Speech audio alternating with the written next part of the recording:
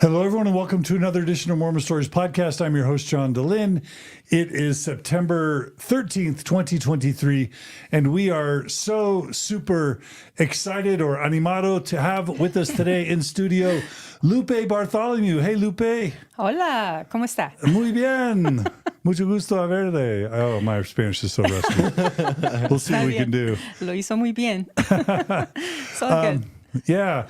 Well, for those of you who don't know, Lupe Bartholomew is the witty, wise, talented, spunky mother of American Idol finalist David Archuleta.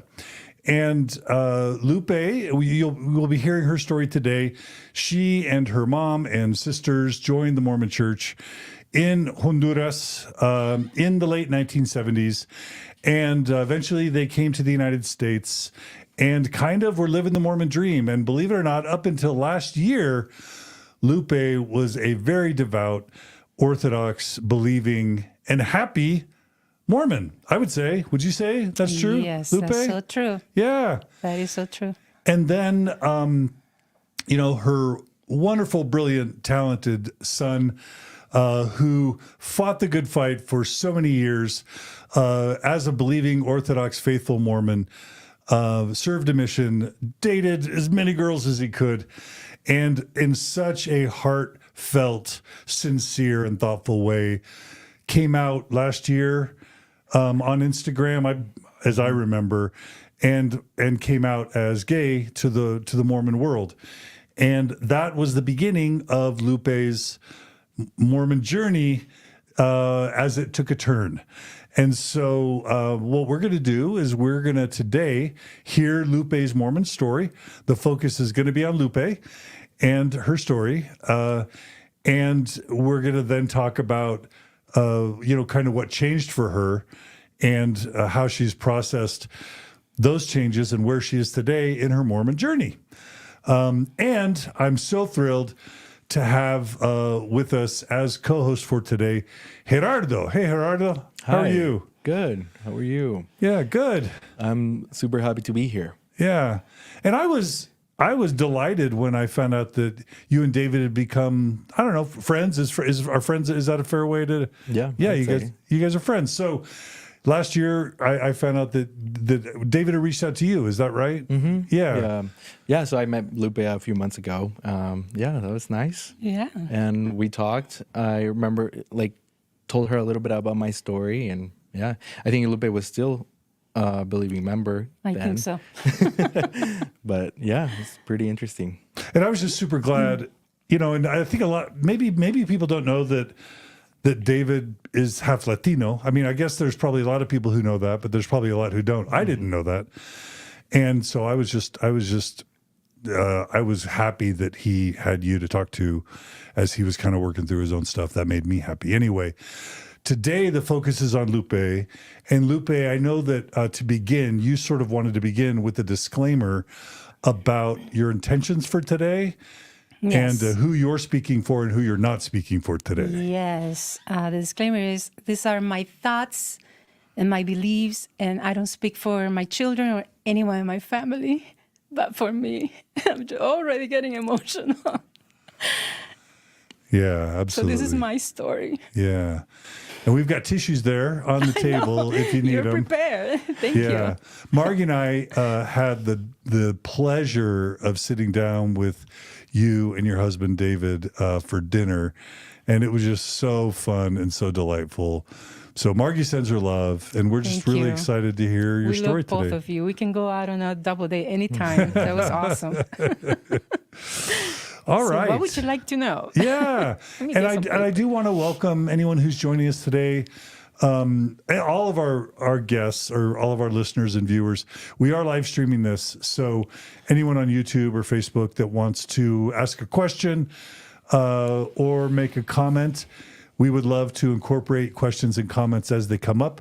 Please be respectful, and please know that the focus is on Lupe, and that's where we kind of want questions to be directed. But welcome, everyone. If you want to like this episode so that the YouTube algorithm share it, and if you want to subscribe to Mormon Stories Podcast, wherever you find the podcast, that always helps us grow. So please do that if you can. Anything else, Gerardo, before we begin? No, I think we're ready. Should we do it? Yeah. I guess I should say one last thing. Lupe requested that we do a second episode. So this is going to be a one-part episode in English where Lupe tells her story. We're going to record a second episode where Gerardo's going to lead, and the episode is going to be fully in Spanish. It's going to be the first time I've ever been involved, and I think ever, in a 100% Spanish-speaking recording of a Mormon Stories episode. And Lupe, is there anything you want to say about why you felt like you wanted to do that? Because I think, especially my dad, he doesn't speak English. So I have always wanted to share Mormon stories with my dad, and I have not been able to do that. So this morning when I left, I told Papi, I'm going to do a version in Spanish so you can hear it and you can understand it. He's like, okay. And so all my, Latinos, I just want to share what's going on out there, and I want to share with the Spanish people too. Yeah. Mi gente latina. Absolutely. Yeah. And, someday it's always been in our dreams to have kind of like, either Mormon Stories translated in other languages or to just have other language-based versions of Mormon Stories with other people leading. And we just need, I guess, the resources to make that happen. And the most importantly, the talent to volunteers to make that happen. But someday we hope that happens. But until then, this Lupe, is just your the beginning of it. will be la primera. Sí. Yeah. All right. Well, let's just go back to where your Mormon story begins. I'm going to guess it's not a long pioneer heritage beginning to your Mormon story, Lupe. Nope.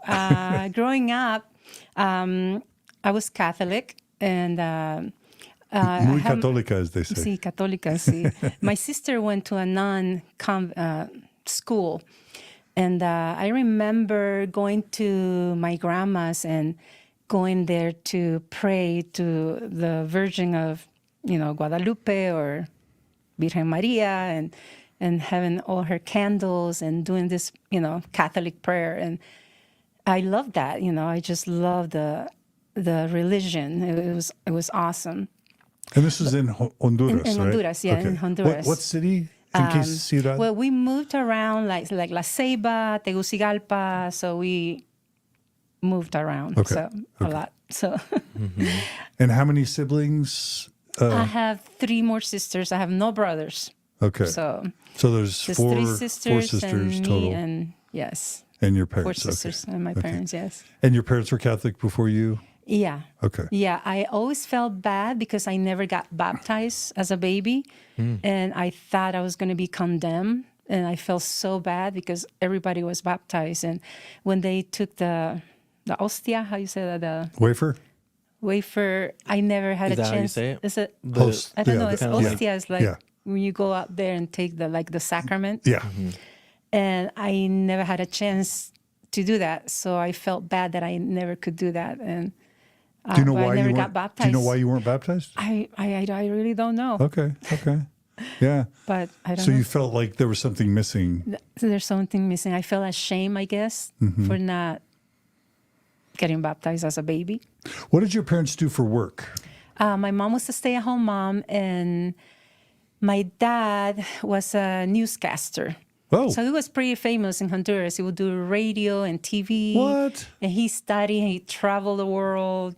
So he's a very well-educated man. So. And were they both born in Honduras? Yes. Okay. Yes, my dad was born in La Ceiba, and my mom was born in Olanchito. Okay. Olancho or Olanchito? So.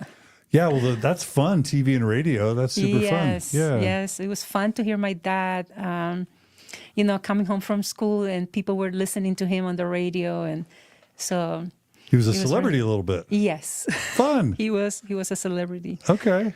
My dad. Okay. So, do you have prior to joining the church, would you say your family was happy? Was it struggling?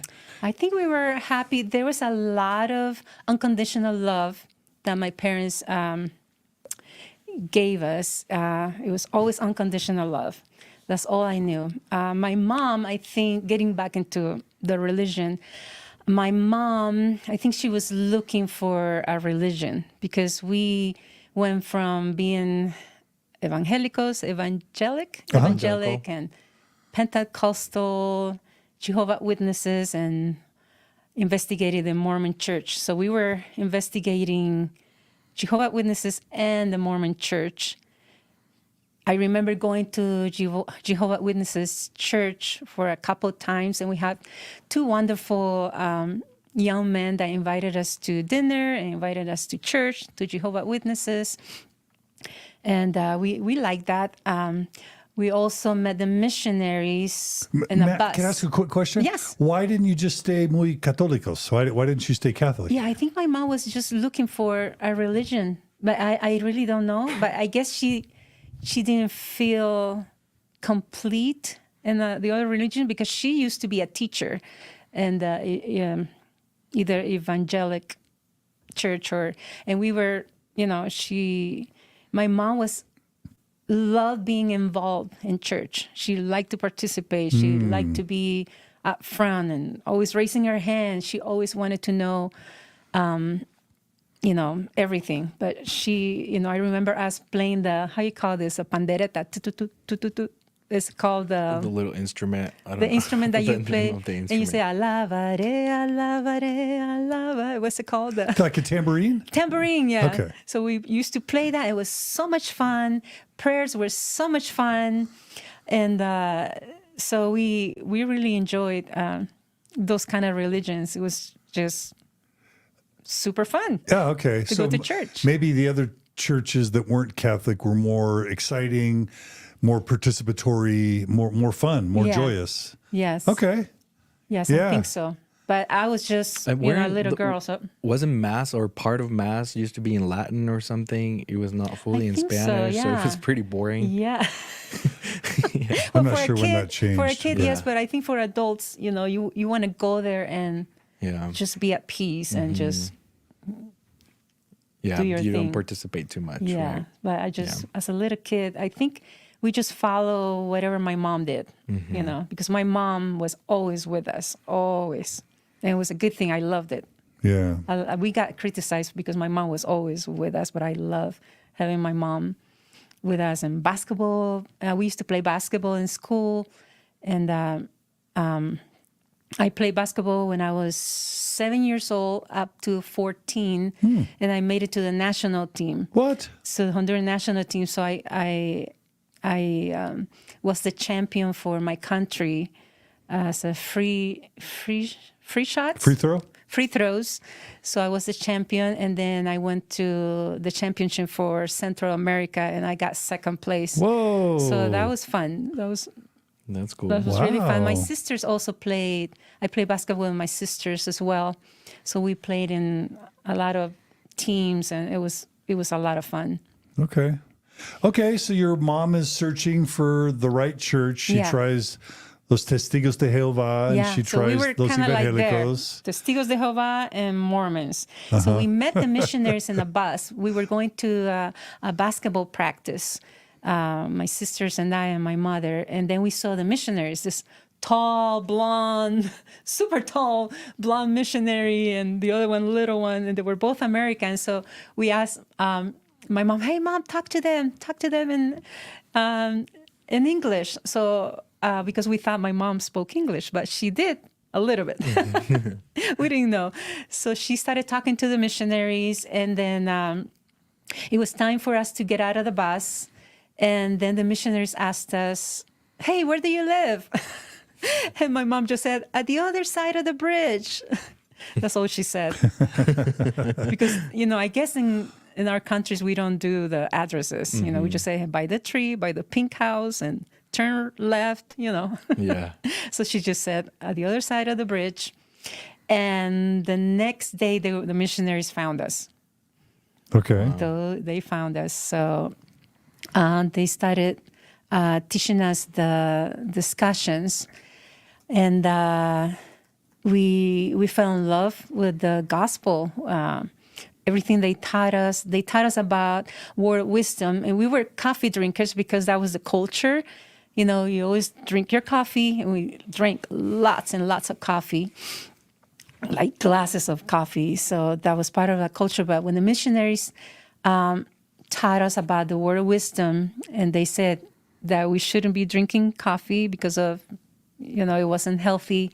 So my mom immediately went to the store and exchanged the coffee for milk. And since then, up to this date, I have not drank coffee. Wow. Do you remember the song? There was a song that came out, Jesus es verbo no substantivo, and it talked about los mormones dicen que el café es un pecado. Do you remember that? I do remember. Do you remember that? Is that a primary song? Or? No. This It's was like a criticism. Oh, no. Song. There was like when I was on my mission, No. 88 to 90, Jesus es verbo no substantivo, and it See? called out the Mormons Oh, really? in a globally famous song. Oh, interesting. That they considered cafe to be a sin. And Oh, yeah, but no. in kind of a mocking way. So you don't remember that? No, I don't. I never heard. I never heard of it. I did hear it Yeah. on my mission. All right. Oh, well, interesting. Anyway. No, I never heard of. So that's interesting that you guys just stopped cafe, just Yeah. cold turkey, as they say. Everything they told us, we just were like so obedient. We just believed everything, you know. So Were there a lot of changes besides cafe in your family? no, because we were not. We never smoked and we never drank. Like my sisters, she had parties at our home, and there were alcohol involved because she was older than us. But we never were tempted to drink, you know, or smoke. So that was kind of like never a problem for us. So it was never a temptation for us to. How about tithing? Tithing, where my mom never worked and my dad, he just didn't earn a lot of money, and he never got baptized anyway. Yeah. Okay. So we never paid tithing because we couldn't. Right.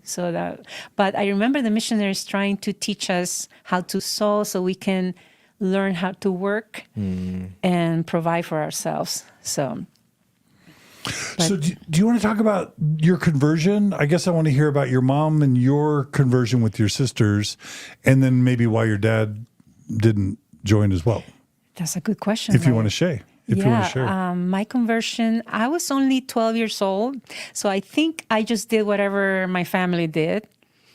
And I kind of, when I was interviewed for the baptism, I remember getting really nervous and my mind froze. And I think they asked me about the atonement, and I didn't know what to say. I didn't know how to explain it. So I kind of passed the baptism interview. I think I did not understand the gospel as well as my family did, because I felt like I was still an innocent 12-year-old, you know, so it kind of went over my head. But the feeling was good. And my mom had a dream about a choir singing this song. So when we first went to the Mormon church, my mom started crying because the song they were singing in sacrament meeting was "Come, Come, Ye Saints, Notonalem," that song. And she started bawling, and she said, "This is the song I heard in my dream, or the vision. I don't know if it was a vision or a dream, but that's the same song she heard a choir of angels singing." And I think that was the tabernacle choir. I don't know. Let me see if I remember. Santos venid, sin temor ni temor. Mas con gozo andar. So yeah, it's beautiful. We joined the choir. We participated in everything. The missionaries taught English lessons. The Book of Mormon, we had Book of Mormon classes.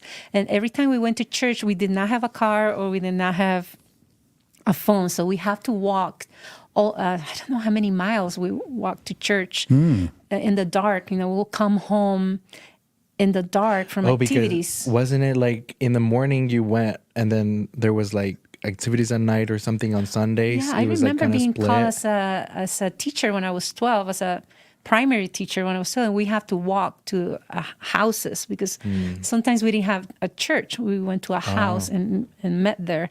But we were fully participants. We were just 200% into giving, learning everything about the church. So it was really fun. It was we gained a lot of confidence in the church, and we just loved it. We would just love the gospel. Did your dad object at all? Was he worried? No, my dad never gave us a problem. He just supported our decision. Then he stayed Catholic. Up to this day, he's still Catholic. Did he ever explain why he didn't join?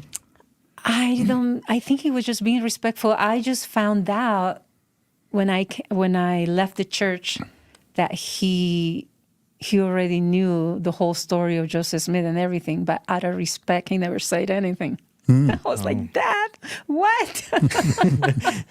But he was respectful of our decision. So, and I think he saw a lot of good, that we were doing a lot of good. We were busy all the time, doing talent shows, and we were just participating in church all the time. So it was a good thing in our lives.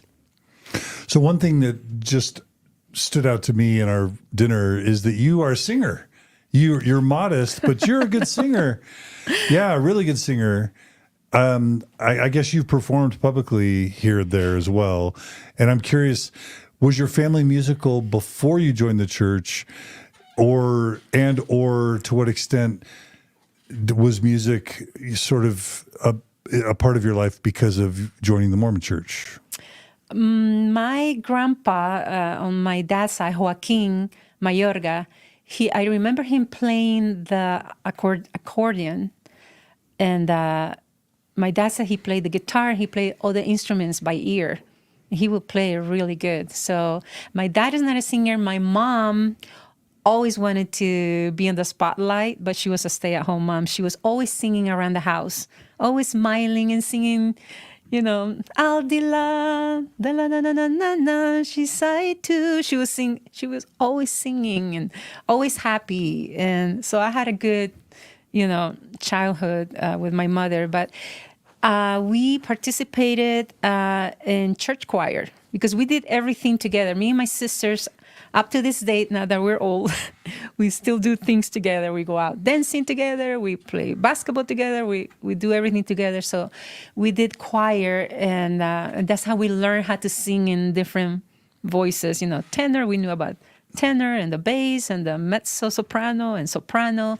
So, and we travel with the choir too, locally in Honduras. So we loved singing. Was this a Mormon choir? Uh-huh. Oh. Yeah, it's a Mormon choir. There was a traveling Mormon choir. Yeah, locally. In Honduras. Yeah. And I remember singing on the state choir as a soloist. And I was still, maybe I was 13 or something. I just felt so incompetent because there was a lady that was American. There was an American family, and she sang so good. And I felt so incompetent because, why didn't he choose her instead of me? Because I'm a child, and I never sang a solo in my life, and this is a state choir. There was 2,000 people.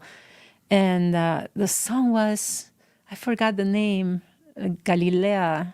Los trinos de na na na na.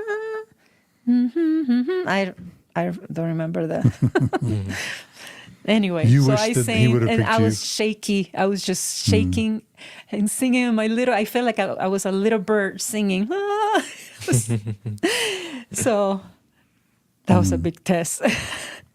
But then me and my sisters always tried to sing together. We never tried to be in a professional group, but we did, competitions just for fun. And we always did family talent shows. In the family. So Just as a family? Just for fun. Oh. It's never, when My sister Miriam, she showed me a video of her son Richard singing when he was 6 years old. He was singing the song "Ben" from Michael Jackson. Yeah. And he sounded so amazing. And I thought, oh my gosh, the feeling was so beautiful. And I thought, I want to do this for my kids too. I want my children to sing. But it was never of, oh, I want my children to be famous, you know. But it was just like the feeling that you give to others when you sing and you make other people happy, you know. And that was my purpose. That's why, you know, when my kids were little, I tried to train them to sing in Christmas, you know, Christmas songs for the neighbors. And That's cute. So I served a mission in Guatemala from 88 to 90. And one adjustment for me living in Guatemala was noticing that music in Guatemala in a Mormon church service was quite different than what I had been accustomed to in the United States. Many of the chapels that I served in did not have a piano. If they did have a piano, no one knew how to play it, or few people knew how to play it. And oftentimes it would just be someone standing up, leading. Everyone would sing a cappella. out of tune. But yeah, we Out were of singing. tune, and definitely not harmony. And I'm not trying to say that was just my experience in Guatemala. Yeah. I guess I just assumed that was all Latin America, which is dumb. But it sounds like there was a higher level of music in your Mormon upbringing than what I often experienced in Guatemala. And Gerardo, I'm curious if you have thoughts on this too from a Mexico perspective. It depends because we serve in little branches. And I remember, again, there was another American sister that taught us how to lead the music. So we learned how to do 3x4 or 4x4, you know, to lead the music because, yes, there weren't talent to, you know, people didn't have the piano skills. So we have to sing a lot in a cappella. So depends where we served, you know. So like I remember, and this is, I think, this is still in Honduras. We moved to a neighborhood, and the missionaries were walking, and my mom said, "Hey, elders, we're here. We're the Mayorga family." And the missionaries said, "Oh, we're going back to the state," because my mom was asking, "Where's the church?" And the missionary said, "There is no progress here, so we need to go back to the state because we don't have people. We can't baptize anybody, or the church is not progressing, the branch is not progressing." And so my mom told the missionaries, "Well, you guys might go to the state, but the Mayorga family is staying here." So she started knocking on doors. She went with the missionaries and started knocking on doors, and she started having family home evenings. And we had a big crowd that we couldn't even walk because there were so many people, you know, in our living room. And my mom worked hard. My mom healed the sick. She went with my sister she will climb big hills and to find, you know, because the houses there, you know, there's a lot of mountains in my country, so in Honduras. So she would have to walk, you know, Uphill, really up, you know, to heal pray for the sick. And my mom had a lot of faith. And so we even had an incident where, because we worked so hard in missionary work, we worked missionaries 24/7. You know, we sang in church. We were so dedicated.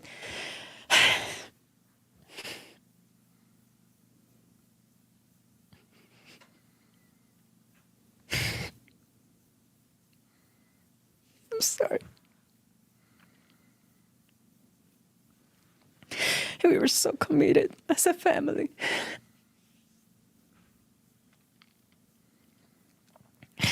We gave our hearts.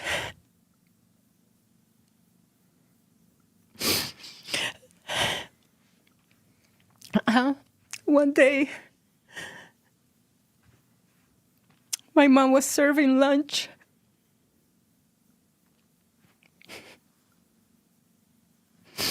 I heard her scream saying, "Girls, come here."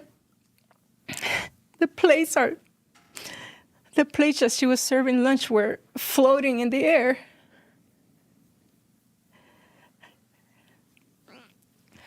And that day we could feel Satan's power in our home. And I didn't believe her, I didn't believe her. So I'm like, sure, the plates are, this sounds like a scary story. I don't know if I should be saying that, but this is what I lived. So I sat on the table to eat my lunch. I'm like, sure, the plates are flying in the air, Mom, come on. So nothing was happening. And then I put my plate right here to start eating. When I was about to take a bite, the plate moved. And we jumped out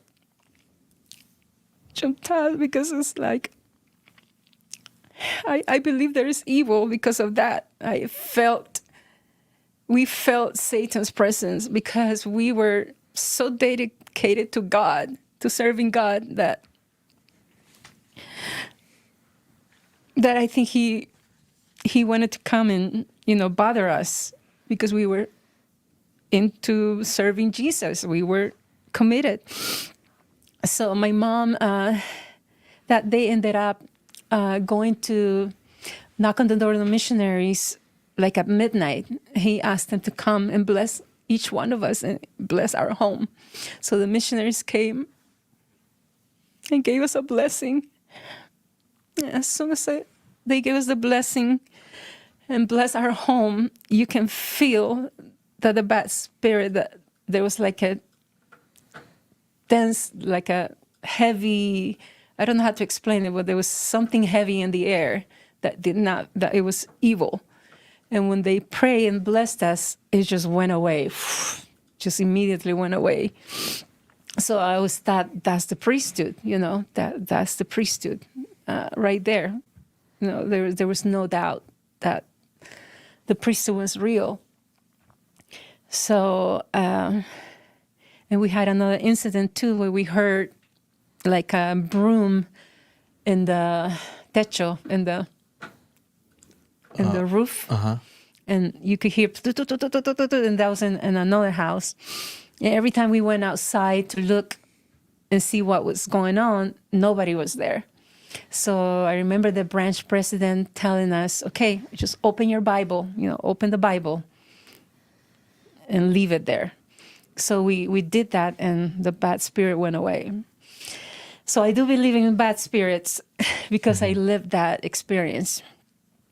And I'm sorry, I think we were talking about music and then I switched to No, that's beautiful. to something else. That's beautiful. Yeah. Well, I think music is one way that your family showed their commitment to the church, but I think you were basically trying to express how committed your family was, how much they loved the church. And these experiences that kind of shape your testimony too, right? About the church. Yes. Mm-hmm. Yes, I was never into church history. I was more, and I think as a child, because I was 12 when I got baptized. So to me, it's hard now to see that an 8-year-old have to make a decision of getting baptized, because I think they're still children. They still can't comprehend the whole, the deepness of what the gospel is all about. So, and I was 12, and I thought I was still a child, and I still didn't comprehend a lot of the gospel, but I went because of the feeling. Mm-hmm. There was a good feeling. I felt the Spirit, and I felt good in the church, and I felt good. My family felt good. So everything was about feeling good. Yeah.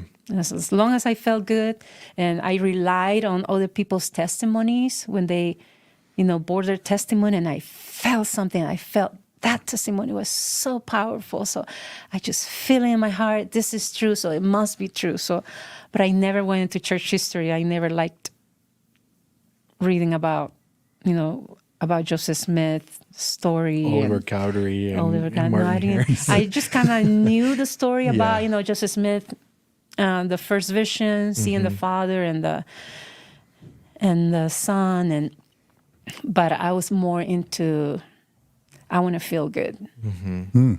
Yeah. That's important. Feeling good is super important. Yeah. How important were missionaries in your Mormon experience as a teenage girl? Super important. Because in Latin America, in my experience, especially in branches, but even in wards, the missionaries that are constantly coming in play maybe a more important role in the branch and the ward than we might realize in the United States. Is that true? It was super important. The missionary who baptized us, his name is Kent Minch. He was like my brother. Sometimes he will bring us food because we didn't have food to eat because the circumstances in my country were really bad for my parents because they were extremely poor. And my dad couldn't make ends meet, with his job, even though he worked so hard. He hardly earned a lot of money. But the missionaries came to our home with bags of food sometimes. So he became like my brother. I mean, missions were our brothers, and we loved the missionaries. The missionaries were always welcome in our home. So they were just, we didn't have brothers. We only had sisters, so missionaries were our brothers. So, Yeah. Sometimes missionaries. So this used to be like, decades ago. Bro, the church is a little bit more developed in Latin American countries now, and so it's a lot different. Probably a lot closer to what it is in the U.S., especially like countries like Mexico. But when my parents served missions, like my dad would be like the branch president, for example, in several of his branches. So I was branch president for 8 months of my mission. yeah. Yeah. So pretty common for missionaries to be super, super involved in the administration of the church. And for those who Yes. don't know, a ward is a Mormon congregation that usually has, 300, 400, 500 people. A branch is a new and emerging congregation that doesn't have the population to become a full ward. So a branch president is like a priest or a bishop, but for a smaller congregation. So Oh, speaking of, when I was saying about the church that my mom started knocking on the doors, and the missionaries said that they were going back to the state because they couldn't baptize anyone. yeah, how'd that story end? It grew. The church. So before we came to the States, they were building a church. Whoa! Because we were meeting in a small house, a really tiny house, because they were like, my mom was the Relief Society president. My sister will lead the hymns. The other sister was the Young Women's president. And so we all took, the callings because there weren't people, and it started growing and growing and growing and growing. But we never saw the church being built. But What we was the name heard of what was the name of the town? Colonia San Miguel. Okay. So I wish. So I could just to see that church. restate, the branch in San Miguel Mm-hmm. wasn't thriving, so the mission was going to pull the missionaries out Yeah. and kind of kill the branch. Yes. But your mom said, not on my watch. Nope. And she, through determination and commitment, along with your family, Yes. stayed, grew the branch to the point where it not only became a ward, but they eventually built a chapel Built in that, a Mormon but we chapel never got in to that see town. it because we left the U.S. At that time. But yeah, my mom kicked butt. My mom was just a warrior. It's like her faith and her determination was just beyond anyone I have met in my life. She was just, super dedicated, Yeah. in the gospel. I've heard that a lot of women like your mom built the church in Latin America. There's a lot of those stories. Your story is really close to my grandma. And, she was known for having built, the the church there Wow. in Mérida. So the church was starting when she joined the church. And pretty similar stories too. So yeah, women, and then usually the husbands wouldn't get baptized. Yes. So it's the man. So it's the same story. Yeah. No, let's face it, the women are the backbone of the Mormon church. Yeah. And men are more visible. Men make the decisions. Men are the leaders. They sit up on the stand. But who's organizing the events, cooking the food? Like even in Relief Society, the Relief Society sisters, they would put the mantle and put the flowers and the pictures. And then you see the priesthood teaching a class and there's nothing. It's just, okay, brothers, let's start the class. Yeah. But the Relief Society is always, right there just to... They have their stuff together. Yes, all heart. What an inspiring role model that your mom must have been. Yes. Is she still alive? Yes. Oh, okay. She's still alive. Okay. Yes. Okay. Yeah. She's got a little bit of dementia right now, but Okay. if you talk to her about her experiences in the missionary world in Honduras, she would just light up and start talking. Yeah, this is what happened. And yes, she was a warrior. My mom, like I said, all I knew that there was a Jesus and that Jesus loved me because my mother's love. I will compare that to my mother's love. And that's what I try to do with my family too. But I can never be like my mom. I'm just this much, and my mom's like 10 times. I can never catch up with her. Well, we'll have to hear from your kids on what type of mom you are. Oh, no. I'm running away. Let me ask you really quickly, to what role did the Book of Mormon play in your adolescence and your teen years as a Mormon? Mm-hmm. Did you read it? Oh, yeah. Did you in my experience, Latinos were taught that they were Lamanites, that they were descendants of the Lehi and Nephi and Laman and Lemuel. And so they called themselves Lamanites, and they were proud to be thought of as Lamanites. What role did the Book of Mormon and its stories play in your life? When I was little, I just read the Book of Mormon, not understanding, again, the history. I just read it because I felt good about it. So, and because we needed to read the Book of Mormon. So I will go up and, in a quiet room and just read the Book of Mormon a lot. And I was going to say something I forgot. So the Book of Mormon was an important part of your life. It was. So my sisters, thank you. My sisters and I used to go to school and we'll take the Book of Mormon with us and read it in front of our friends so they could see that we were Mormons and that, we have another book that is not just the Bible, that is, there's another book exists that, the Book of Mormon. So we weren't ashamed to be Mormons because there were not a lot of Mormons in our school. So yeah, we'll just take the Book of Mormon and read it in front of everyone. Did you identify as a Lamanita? Would you have called yourself a Lamanita? When I was little, no, I didn't understand it. Okay. I understood that later, like when I was older. But as a kid... Or as a teenager? As a teenager, I was still into the feeling of I feel good. I love the talent shows. I love how we're progressing. So it wasn't never about the doctrine for me, at least for me. It was never about the doctrine.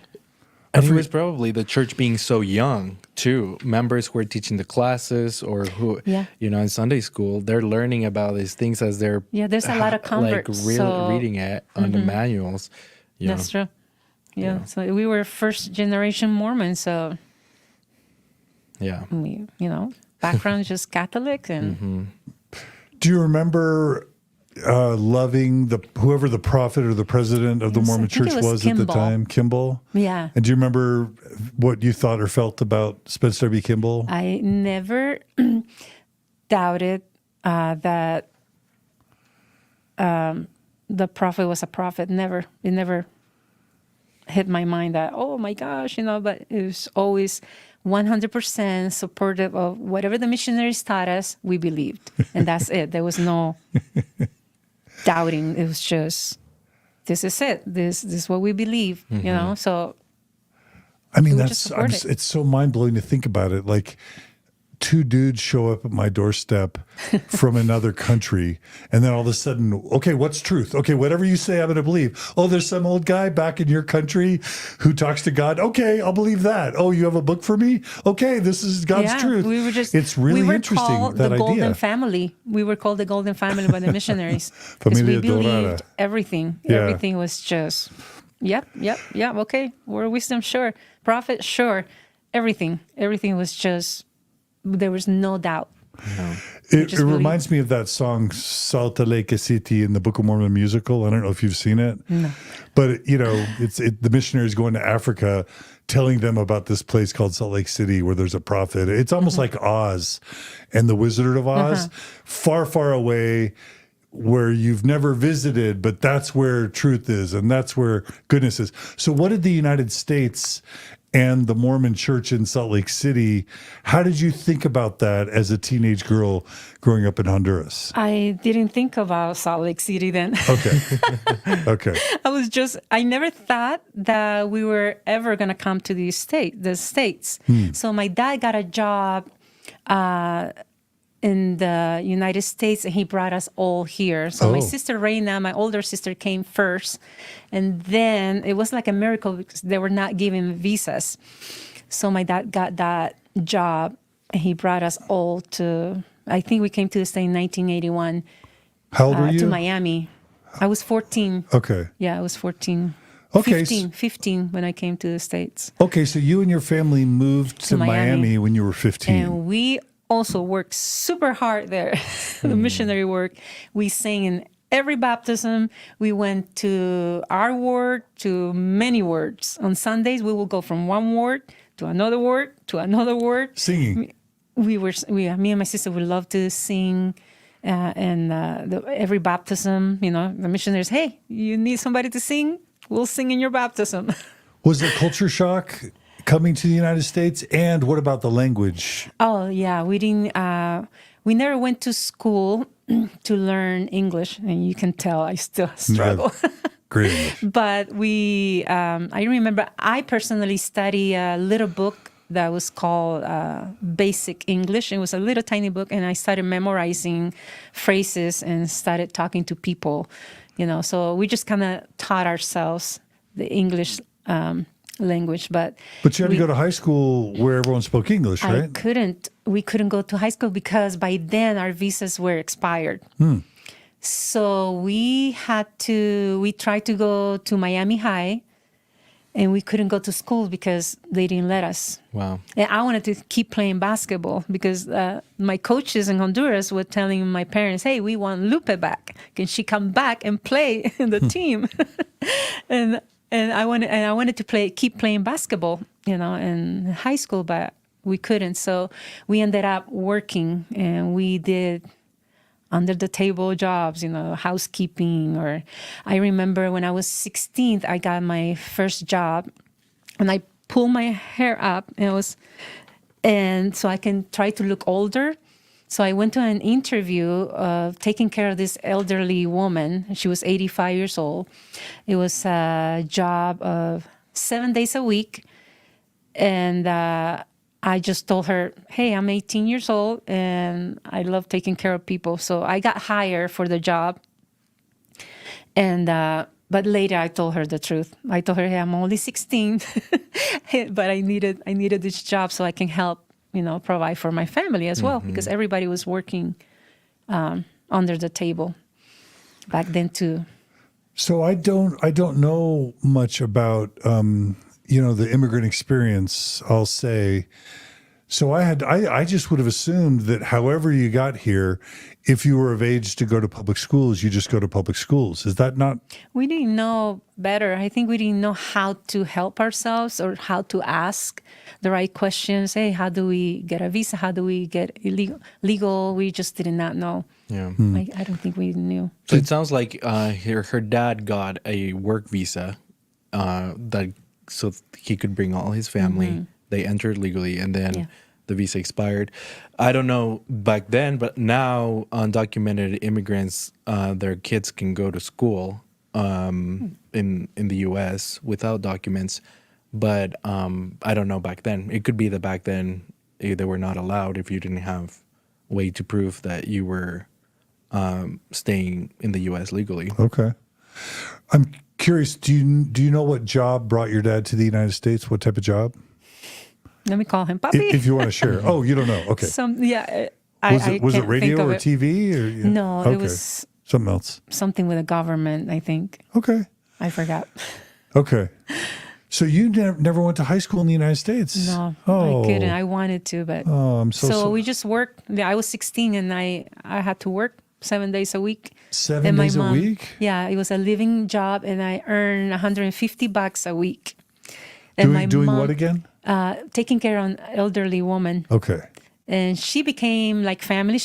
I call her Granny. Mm-hmm. But I told her, hey, I lied to you because I needed a job. Mm-hmm. I told you I was 18, but I'm really 16 years old. And she used to tell me, but Lupe, what is a 16-year-old going to do with $150? That's a lot of money, she used to tell me.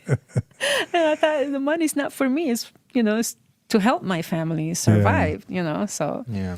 So what was it like? Was it a struggle for your family to survive financially in Miami? Yes, it was a struggle, but we tried to work hard, so. And And what do you mean tried to? You did work hard. when my mom took me to the store the first time.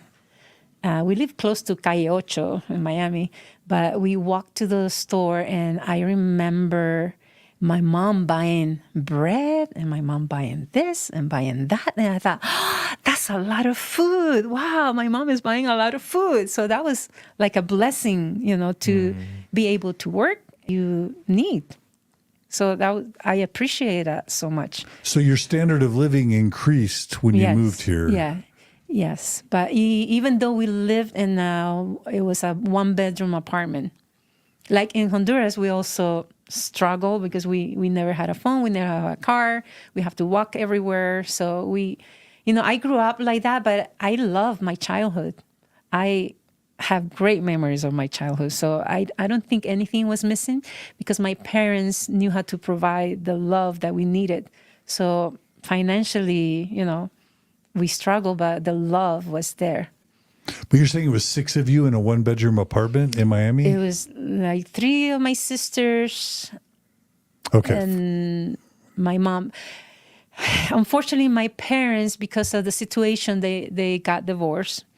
So then, yeah. Okay. So it was your mom and you and 2 sisters, 4 of you living in a 1-bedroom apartment. Yeah, but we were used to that because in Honduras, sometimes we will share one bed too. Mm-hmm. The 4 sisters, and 2 sleep this way and 2 sleep the other way. So we just made it work. So how did you feel you were treated by residents of the United States as Hondureñan? There was a lot of Cubans and people from Nicaragua, so we did not need the English language because there was a lot of Hispanic. In Miami, if you go to Miami and you're an American, it will be like, hey, there's an American. Mostly are Latinos. You're the minority, John. Yeah, minority American. You don't see, in those days, you didn't see American. So there's a lot of, everything is Spanish. So you go to Miami, you don't need English. This is totally it felt right about at home because in my country is humid and hot, and Miami is humid and hot. So, and everybody speaks Spanish. Mm-hmm. So did you end up feeling homesick, or did you end up really loving Miami? We loved it. Okay. Yeah. Okay, good. We loved being in the States. And did you feel like the Mormon church was the same, worse, or better than what you had experienced in Honduras? I think the church was still the same because everywhere you go, it's just the same. Yeah. The love is there. You serve on calling, so it's pretty much the same. Okay. But you have a chapel to go to here, right? We have a chapel. It's a little bit maybe more organized with more callings, more people. Yes. Because it's a little bit more mature. Did you went to a Spanish word, I imagine, right? Yeah. We went to Spanish word, but we tried to go to English. Like I said, we used to go to many words. Right. Me and my sister, we just kept going to church all the time. We were in church all the time.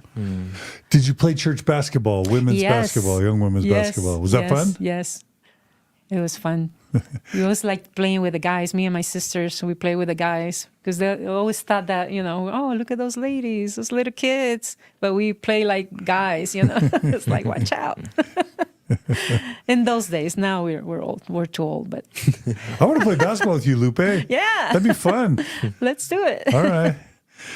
Okay. Did you date as a teenager, as a Mormon teenage girl in Miami? Yeah, when I was 16, I was dating a guy that was in the Navy, and he used to live in Key West. He was stationed in Key West. Fue Mormon So or I no? was he was Mormon. Okay. Yeah. So, but I worked 7 days a week. So my mom would switch me some days so I could go date, and she would switch me and take care of the elderly woman, and then. Was he So I could gringo date. or was he? He was American. Yeah. Okay. All right. Yeah. He's a good kid. Yeah. Okay. Fun. So you dated a little bit. Yeah. So you wouldn't have done seminary? Would you have done early morning I seminary? did seminary. I think I did some seminary in Honduras, Okay. but we didn't do it in school like they do here.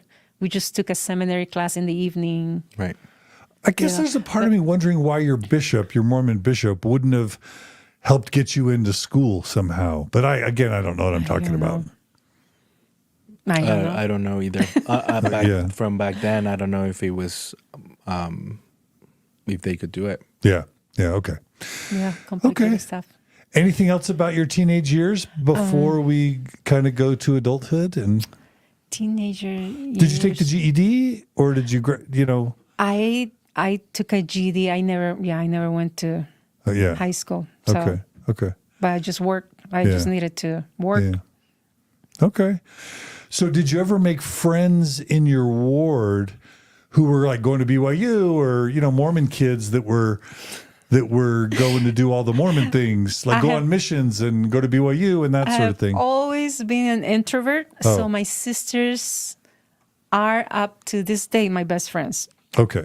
So it's kind of like we were always doing missionary work and helping people, but my best friends have always been my sisters. So Okay. I have never had a need to.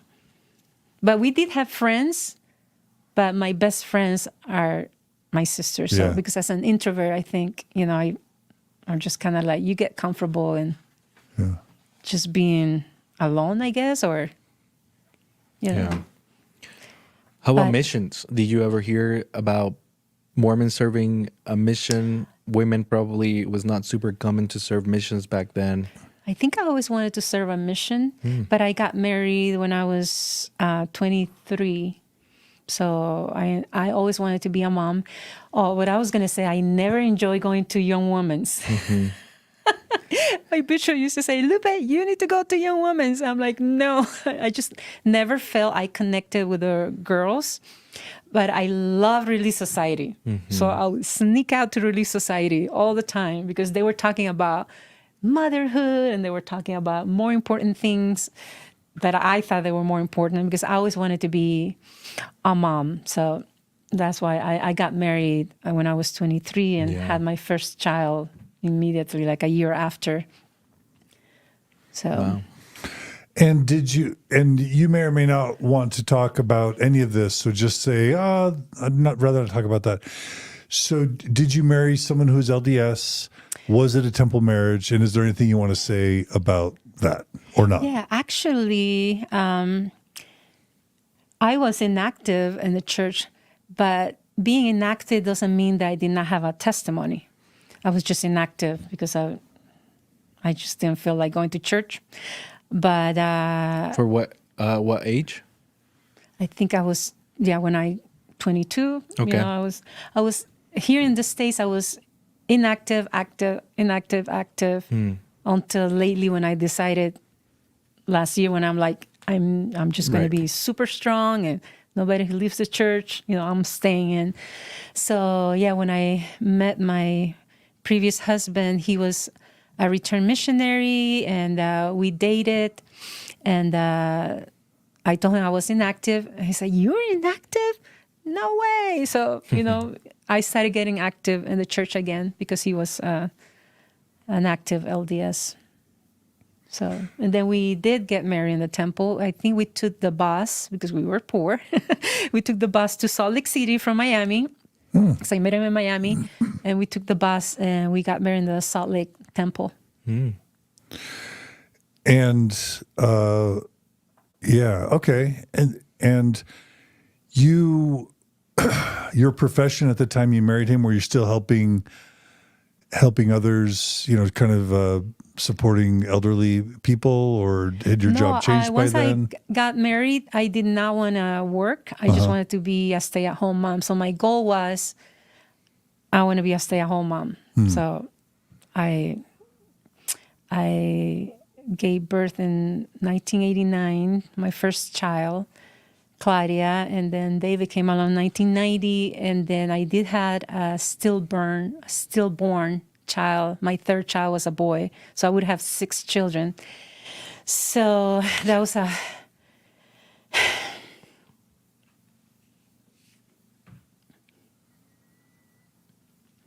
very tough experience for me, because here I am expecting to have this beautiful child, to hold him in my arms, and I never knew about stillborn. I read everything about children, but I never knew until it happened to me. And so I lost that child. And I remember I used to go to the Spanish ward, and the Spanish ward people used to tell me, well, that child did not exist. And I said, but I felt him move in my belly. How can you tell me that? Because I went 9 months, Carried it full to term. Yeah. I carried full term. And it hurt when I heard the members telling me that that child did not exist. What did you believe? I was never going to see him again. I held him in my arms, and I saying families can be together forever. Because even though I was confused about that I was never going to see that child again, I still believe deep inside of my heart that I was going to see him again. So that was a tough one. What kept me going was that I had my 2 children, Claudia and David. They were still, 2, 3-year-olds. I don't know. They kept me busy. And I loved them so much that I never wanted them to see me cry. I never wanted to see that I was weak. I wanted them to know that I was there for them. So I have to kind of put aside my pain so they could have a happy mom, a strong mother. And because I always thought that people that kept the past, the people that have depression, people that keep thinking about their problems or they were always depressed, and I did not want to be that. I wanted to be just like, hey, I gotta move on. I gotta be happy for these 2 kids. So I'm gonna make it work. I'm just gonna, put this aside, the pain aside. I'm gonna keep going, raising these children. Thank you for sharing something so hard. I'm curious about what you were told about your stillborn child and never seeing them again, because Mormons traditionally have believed that the spirit enters the fetus, soon after conception, and that certainly that fetus has a spirit. And I felt him move. Yeah. And the night before I gave birth to him, he was moving, Yeah. He was moving, so. And so Mormons of all faiths would have a belief that you would see that child again. But it was the Spanish word, Oh, so yeah. also could have meant that they didn't have all the information. Knowledge, yeah. Sure. There's also that scripture in the Book of Mormon, though, where Jesus is talking because he's going to come to earth and he's going to be born. Remember, I think it's to Nephi, if I remember right. And he says, I'll come tomorrow. So that kind of makes it sound like his spirit was not yet Interesting. in I Mary's forgot about womb. that. Yeah. So, it's kind of a little bit contradicting in scripture. Okay. Yeah, there's a lot of converts, like we talked before in the Spanish ward, so I don't think they were fully understanding the whole thing, but Yeah. Because I know Mormon families, and this is just for those who've never been Mormon. They name their stillborn child. They still consider them part of the family. When you ask them how many children, they would count that in the number of children and give them a name. And they even would with fully believe miscarriages, they would fully believe they'd see that kid again in the afterlife. Okay. Just so folks know, that's often what some Mormons believe. Your first husband, did he speak English? Was he a native? Was he a resident of the United He served a States? mission in Philadelphia, so he spoke Spanish. But he So was he a spoke native Spanish. English speaker. Yeah, he was. Yeah. So I just wonder if you never went to high school speaking English and you came here and all your family was English speaking, Spanish speaking. I just can't imagine getting married. And I'm not asking you to go into any detail, but from your perspective, separate from your first husband, like trying to be in a marriage where you're talking about sensitive or emotional things and you're having to speak in English, which isn't your native language, and you're an immigrant, I imagine that would be very challenging because with both speaking English and both being from the same country, marriage can be excruciatingly difficult.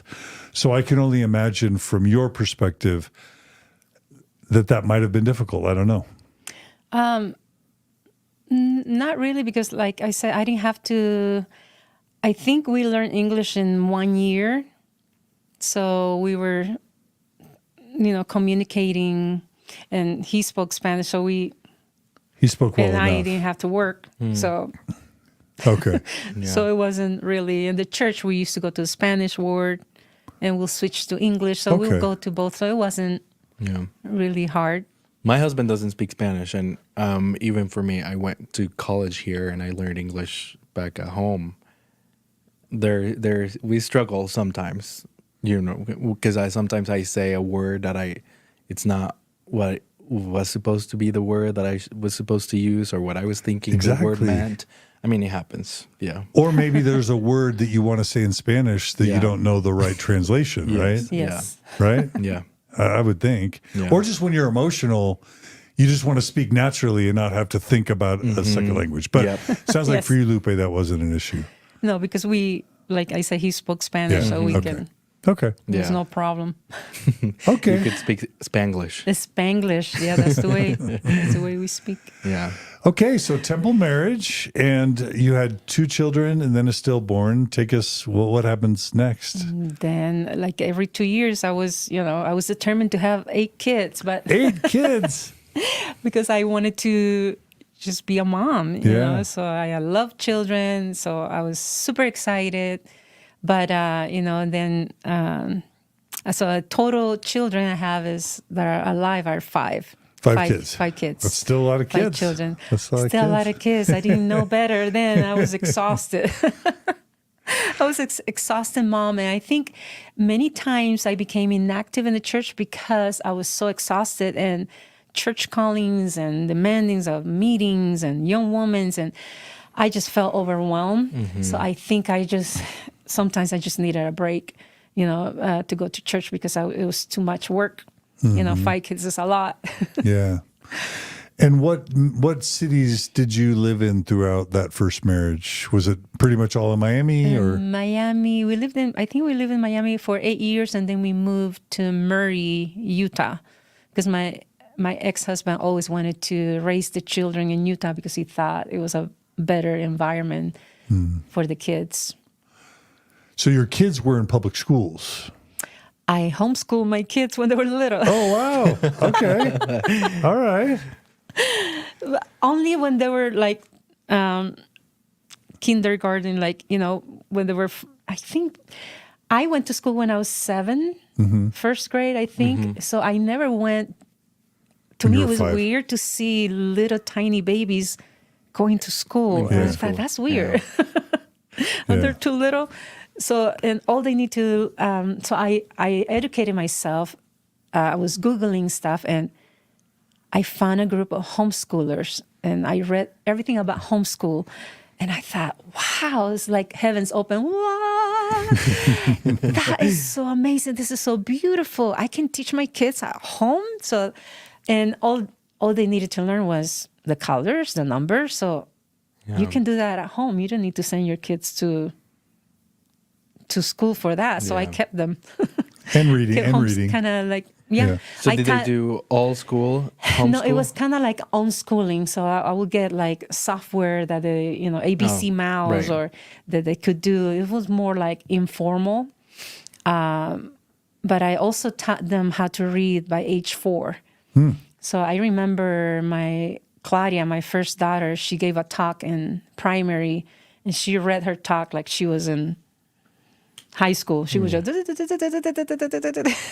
because all my kids learned how to read by age 4, really well. Wow. That's great. I don't know how I did it. I just kind of like read every night and taught them. Okay, this is how the sounds of the letters are, but they learn. So how much exposure do you think your children got to the Mormon Church when they were growing up? Well, a lot. We had family home evenings, and they did the young women's, and they were very involved. I mean, that's all they knew is this religion. Yeah. They didn't have the exposure I had with many religions, so my kids, all they knew was the LDS Church. And just to clarify, when you say you were inactive, you mean like you were just not going on Sundays, but you were still doing everything else, like. No, I felt like it was too demanding, too many meetings, too many, and I felt overwhelmed. Being a parent, if you're a parent, of little kids, it's like, this is overwhelming. It's a 24-hour job, So I just needed a break, I think, but I never lost my testimony. Yeah. Yeah, I was still believing in everything. So And they would have teaching your all got. kids. Oh, go ahead. And teaching your kids about it too. I'm sorry? Teaching your kids, like you were inactive, Yeah. but still raising your kids with To those pray values. Yeah. and believe in Jesus. Yeah, they will go to church. Like I feel bad for my daughter because she will go to activity days, and I wouldn't go to activity days. I'm like, you go, and I was just too tired, I think, Yeah. and I felt bad now that I wasn't there. So she will adopt other families. Say, okay, you're gonna be my mom because you're gonna be in my activity days because I didn't want to go.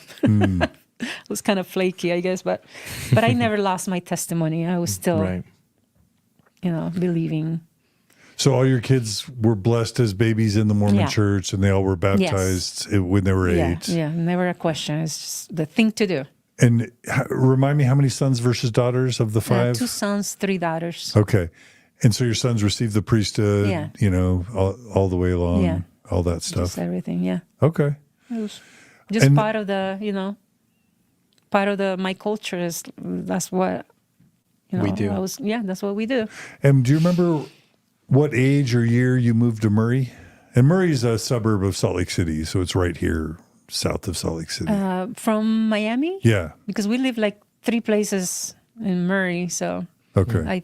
I don't remember what year it was. That's all right. Around what sure. age were you? I don't Maybe 30s? probably Mid-30s? Yeah. Okay.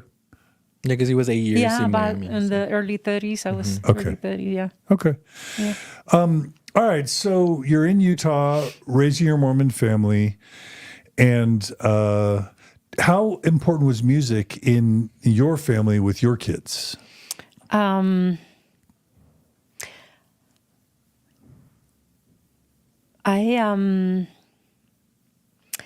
We love music. Like the kids love watching musicals, and the side of my husband's ex-husband's family, the grandma used to do theater. We never got to meet her because she died before we got to meet her, but she used to do theater, and the kids grew up with a lot of musicals. And like I said, my sister taught her child how to sing in school, and I thought that was the coolest thing, so I wanted to do that with my kids. And I remember putting Santa hats on them when they were tiny, and they were so cute because they were so tiny, and they would go in a line, and I would teach them, Christmas songs and 3 or 4 part harmonies because they were good singers and they would learn quickly too. So, I always thought, the neighbors are making cookies and all that stuff. But you know what? I'm going to teach my children how to sing, because I think that brings more joy than a plate of cookies. And so we used to go to the neighbor's house and sing Christmas songs, and we'll go to the elderly homes, assisted living, and do shows for them. And so they were just the cutest thing. So I thought... you would do shows? Yeah, just, because... Multiple songs? Yeah, multiple songs. I will sing, they will sing, and we'll take turns as a family. Are there videos of that, of your family singing together? I wish. There is a picture somewhere of the kids wearing Santa hats when they were little, but singing. But yeah, but it was the joy of music that I thought it was important because it brought so much joy to others, I think music just brings joy to, especially when they're kids. And they're the cutest kids ever. Yeah. So, yeah, music was very important in our family. I remember teaching my daughter Claudia and David a little salsa number, and they danced that in a wedding. I dressed them up in white, and they did a Spanish Gloria Estefan song, and they were so cute. But just simple stuff. I never did anything extravagant. It was just simple. Let's share our talents with others. Do you remember some of the songs that your children like to sing the most together? Were there some favorite songs that they loved to sing or that they performed extra well? Just like we used to do a lot of pop music, but I don't remember what songs they love. But the musicals, Les Miserables, or just a little bit of everything. I think. How about Joseph? Did you guys ever sing? No? No. I didn't know about Joseph then. Yeah, Les Miserables is a big one. Phantom of the Opera. Yeah, but I think we did mostly pop when we used to sing. I have my children sing a solo, pop songs, or like my family, my sisters and I will always organize, like I said, talent shows. So I will prepare my kids and they will prepare their children to sing in a talent show or do a dance, so they grew up with that. Did they sing hymns at church, like on Sundays to perform in church? No, they didn't do that. I don't think they did that in church, but me and my sisters did. Okay. You would sing. So your sisters all moved close by to Murray? No, there's one in Georgia. Right now there's one in Georgia, and there's a couple here in Utah. But when you moved to Murray, did you have sisters around you? No, nobody. It was just me. Okay. I'm the first one who moved to Utah. Got it. And then they follow me. Okay. Okay. How long did it take for them to follow you?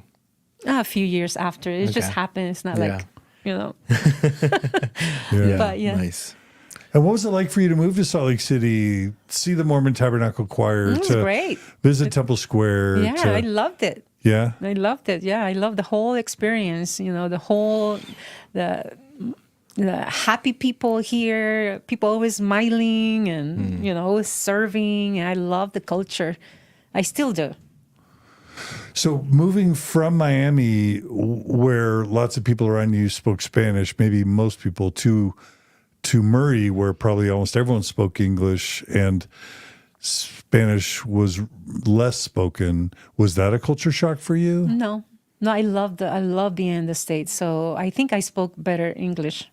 Your English got better. Got better. Okay, yeah. All Yes. right. Okay. All right. So 5 kids living in Murray, off and on with the church, but always believing.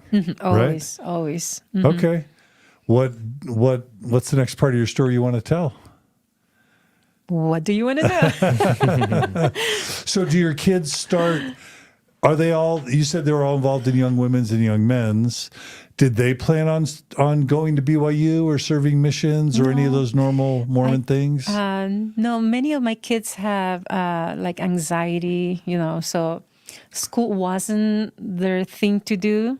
I mean, they're smart kids, but, they just Weren't into school. we're into like, oh, we're going to go to BYU or we're going to do this. So, I just believe that you can learn a lot of things from home, being a homeschool. When I homeschool them, if you want to learn something, just go learn it, Yeah. But Yeah.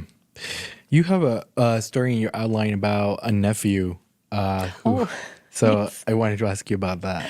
oh yes, my nephew Willie was always talking bad things about the church.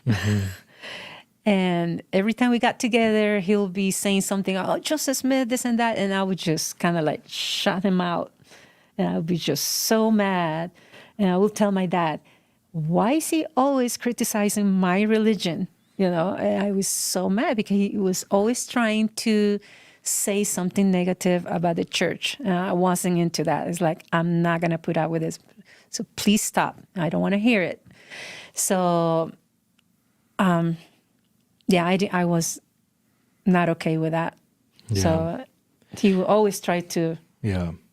say something bad about the church. And I was like, just stop. That's not true. That's anti-Mormon stuff. Just stop. Yeah.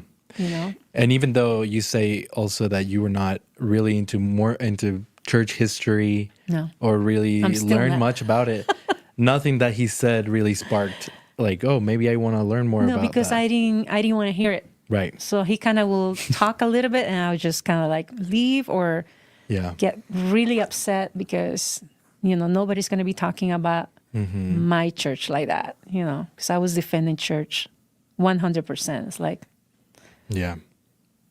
And once Not- your it's not gonna kids allow- become teenagers and young adults, had you ever met anyone who is gay or lesbian? Had you ever thought about LGBTQ people? No. Had you ever heard the church's teachings about LGBT people?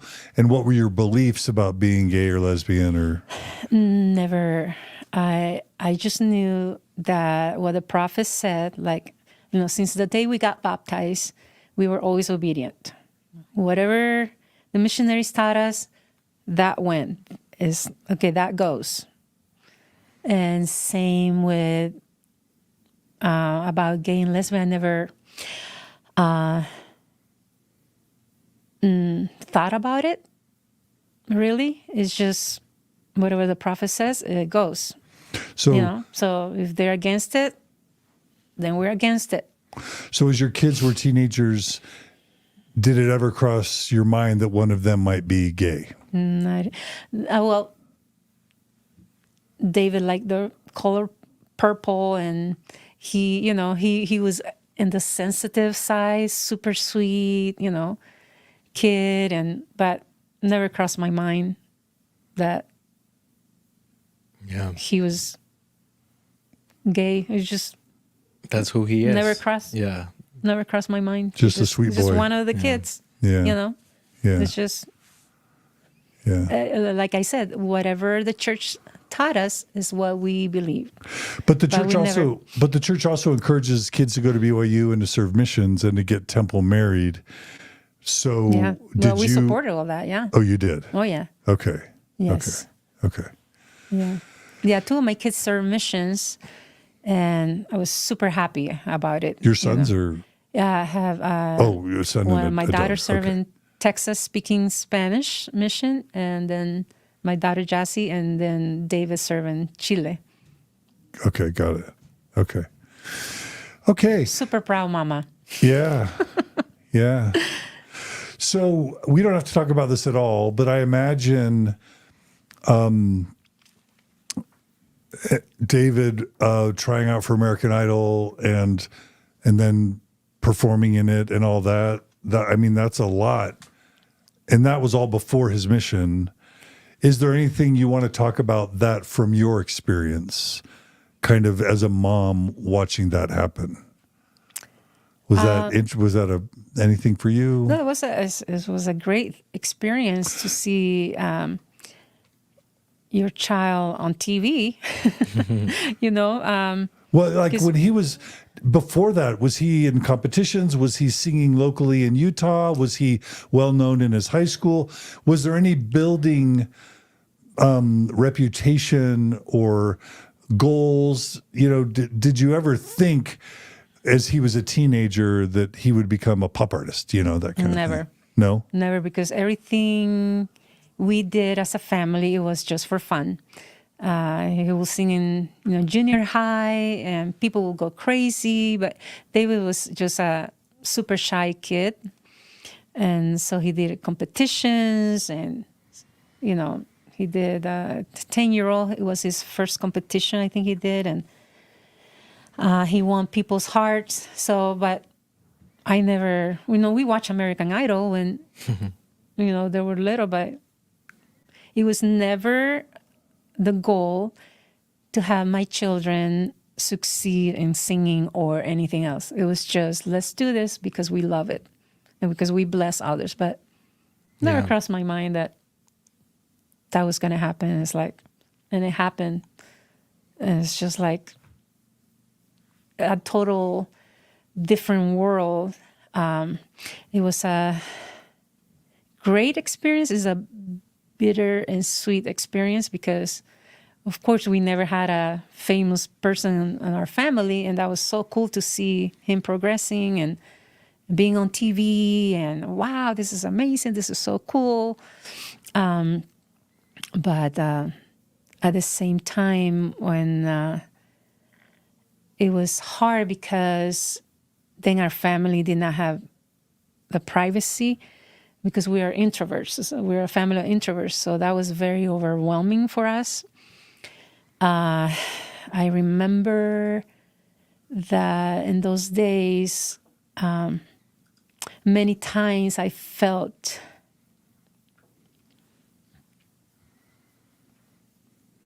invisible in the church because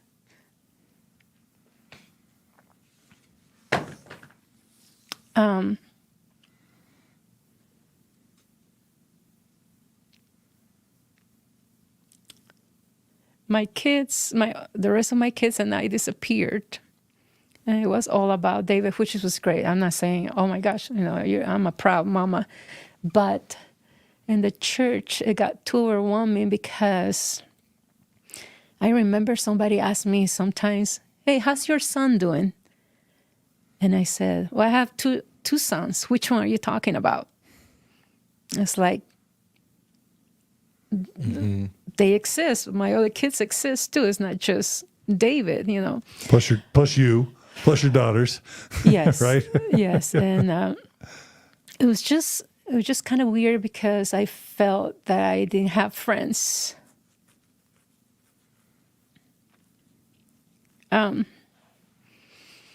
Many times people will talk to me only when David was around. And when he wasn't around, I was invisible. I just turned into a nobody. So that was hard to keep up with. Many times we'll visit the church when David was around, and in sacrament meeting, people will turn around, be giggling, and we'll take pictures of David. They were like, da, da, da. But he always got the attention, and he didn't like that because he's also an introvert. It's kind of like, hey, we're here to praise. We're in sacrament meeting. We're here for a different reason than you are. We're here to feel the Spirit. We're here to praise God. So to me, that was sacred, and that really got me really upset that people did not respect that.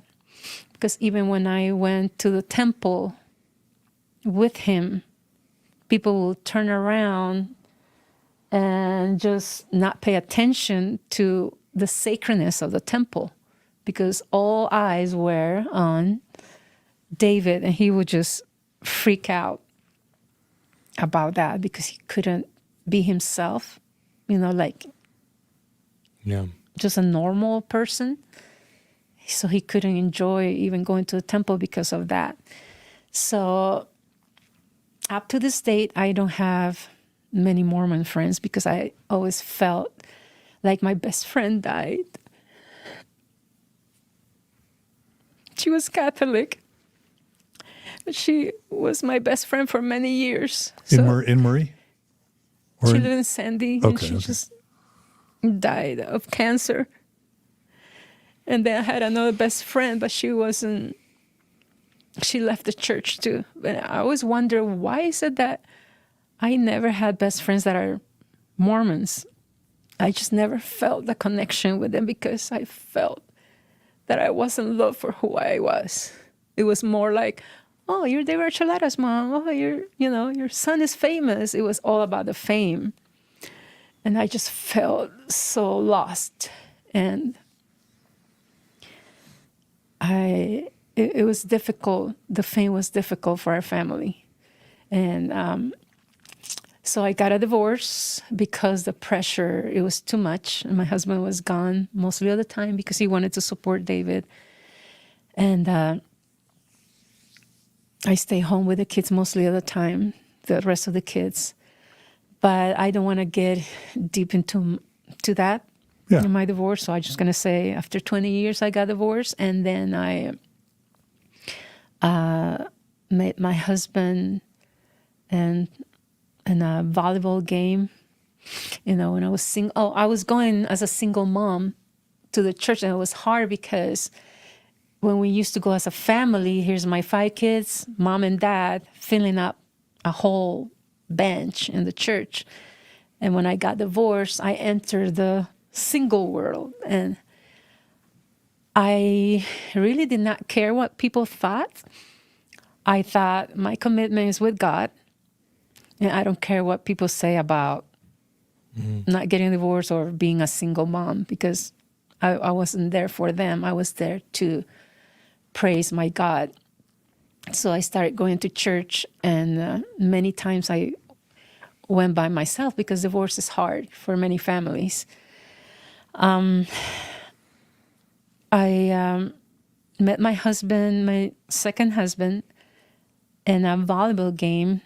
And thank goodness there's a lot of activities here in Utah. It's like every week there's an activity, from the church. You go to hikes and you go to boating and you go to dances. So that kept me busy. And I was going to the temple a lot, and I remember praying to God saying, please bless me to find somebody that knows my situation, because I was going through a really hard time with my divorce. And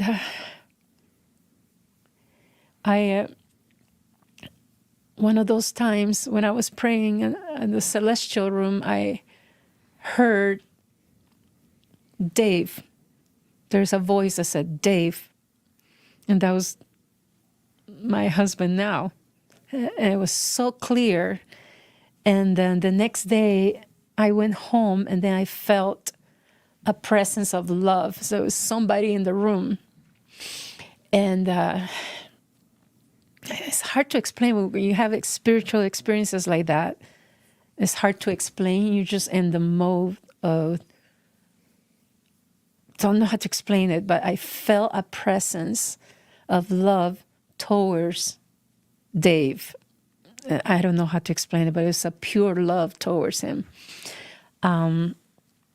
So we dated for 1.5 years, and we got married in the civil, and then I got a temple divorce, and then we got married. I got married with my present husband in the temple, Salt Lake Temple. Was that temple divorce hard to obtain or easy to obtain? I think it wasn't that hard to get because you just need permission from the other person, Yeah, to get not too bad. a divorce. You kind of alluded to this, but if it's okay, I want to ask, like, I know as a parent, I want every one of my kids to feel equally loved and equally valued.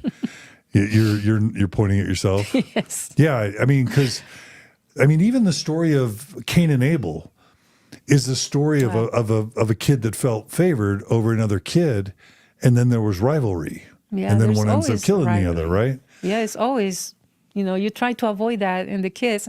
I'm a nanny as a profession, and it's hard to keep up with, having that. They get Balance. along and they fight, and it's kind of like so hard to make them like each other sometimes. But Yeah. But then if one of your kids is on TV, or you're getting invited to special things, or you're trying to be supportive of your kid because you want to support all your kids, but then in the family system, there has to be more time talking about or giving attention to or organizing around one particular kid. And then sometimes there could be natural feelings of jealousy or envy. Like, I wonder what it's like as a mom to try and give equal time and equal attention to all your kids when there's one that tends to be getting more time and attention. And then in the church, I imagine the church probably wanted to harness David for like PR, for public exposure, to be a representative of the church. And I just wonder how all that is for a mom, especially relating to you trying to care for all your kids. it's very hard to do because I have always told my kids, I love you and unconditionally, and I don't love you more. I think they don't know who's my favorite child. Still don't know because I try to still be there for each one of them, and that's a hard thing to do when one of them is getting more attention on TV. But it's not, it wasn't his fault, and not David's fault to be in. I think we understood that it wasn't, it's something that he didn't. And David's not a bragger. He's just very humble and just kind of like, every time he will go to American Idol and a competition, he will tell me, Mom, I think I'm going to go home. I don't think I'm going to make it through the next round. And I say, that's okay. No worries. But, it's something you can't help, and you're not trained to do, how to keep up with that lifestyle, because we've never been there as a family. It's kind of like, okay, here's a child that's getting a lot of recognition in the church and in the public eye on TV, and here are my other kids, also at home. So I try to stay home mostly of the time, and that's what I did. So I think that's what we balanced, You were kind of like children. a stable foundation for your Yeah, kids. I tried to stay home as much as I could. You know how you're really close to your sisters? Yeah. Do you feel like your kids are very close to each other, or different? Is it different? It's not as adults, they have their differences, but some Yeah. get along, some It's don't. mixed. So It's mixed. Yeah. That's how most families are. Yeah. Okay.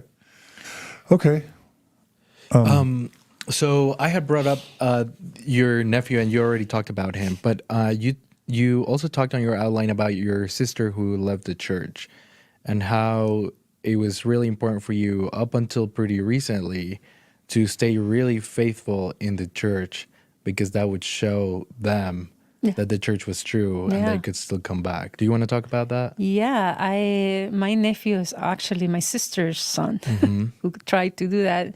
She left the church years ago, and I was very upset. Your sister. And Okay.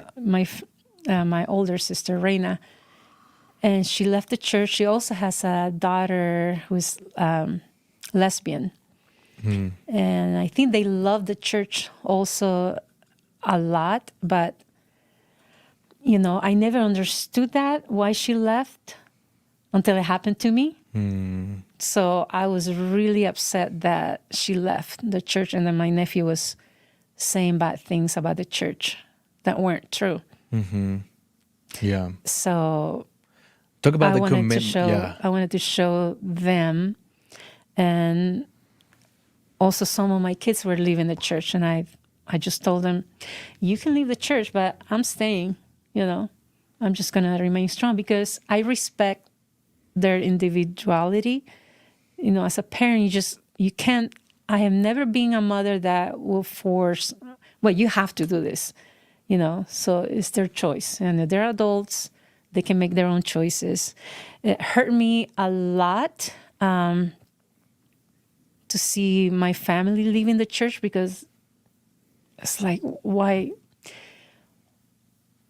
are you leaving something so precious? This is the true church, the only church on earth. You know, how can you do this? It's hard. It was hard for me to see them not have a testimony of the church anymore. And that hurt me so much. So I decided that I was just going to remain faithful. I was going to attend the temple every week, and I was going to serve in my calling 100%. And I was the music director. My last calling was the music director in the ward. So they asked me to prepare the hymns for the whole month. So every month I have to have the hymns ready for the sacrament meeting.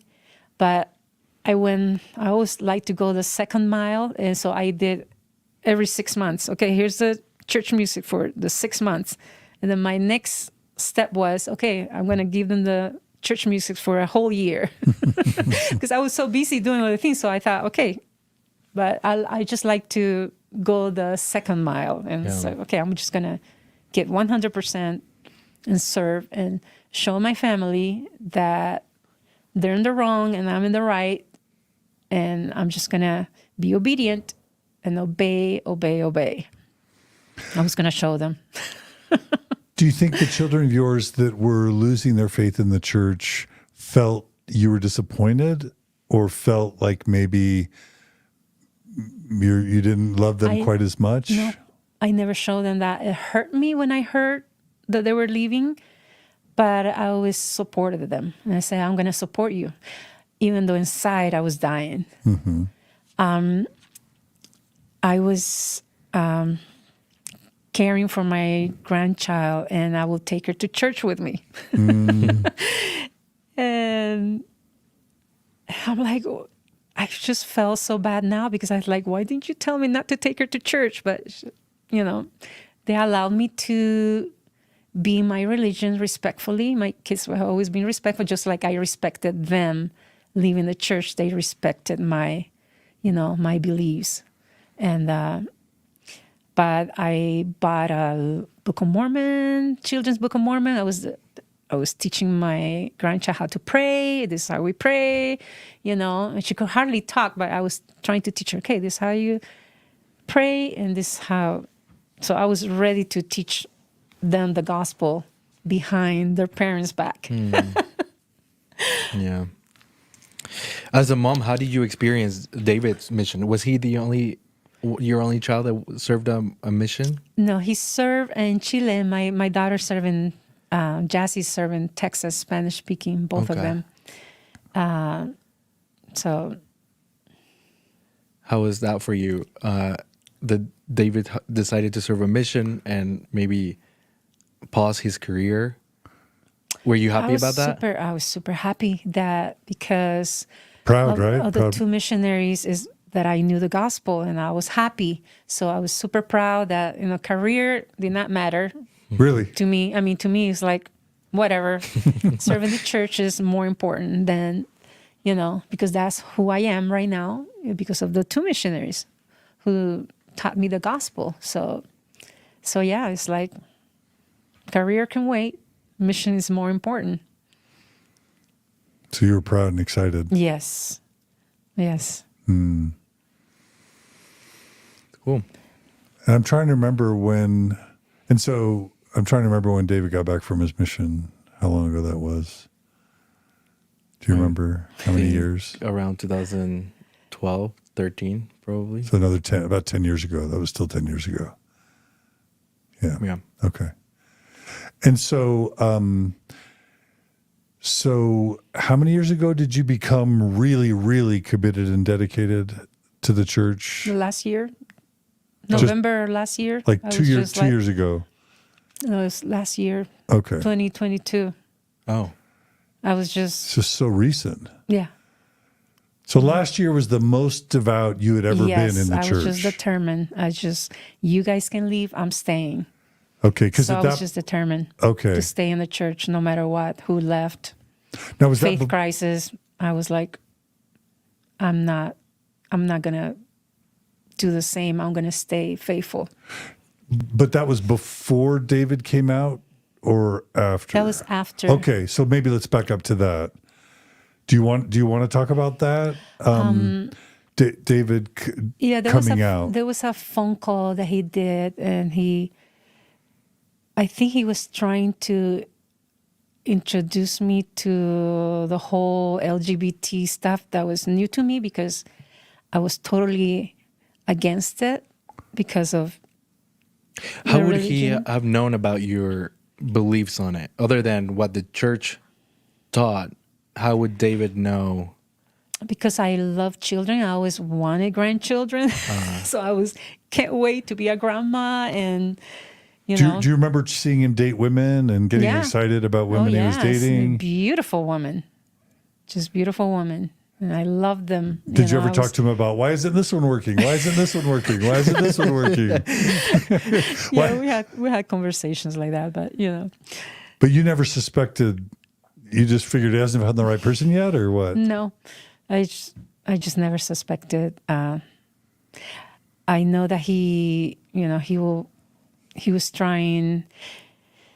Like on Sundays, he will dress up in his white shirt and tie. He will never take it off. He will always listen to talks constantly, to conference talks or other talks. He will be constantly, Hyper religiosity. yeah, just super obedient, trying to stay. But I never knew why. But I think he was trying to pray the gay away. But I never knew. I thought, man, this guy's going to be the next prophet because he's so dedicated.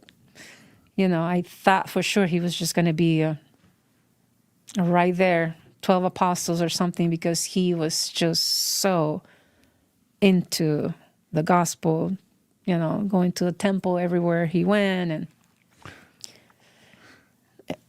so, yeah. Wow. And when he came out with that Instagram video, and maybe we'll have Julia, go ahead. I think the phone call is before the Instagram video. Oh, yeah. I was just going to say, I think I remember him mentioning how difficult it was to keep trying to date women, Yeah. and how anguished he was that he just never felt what he wanted to feel.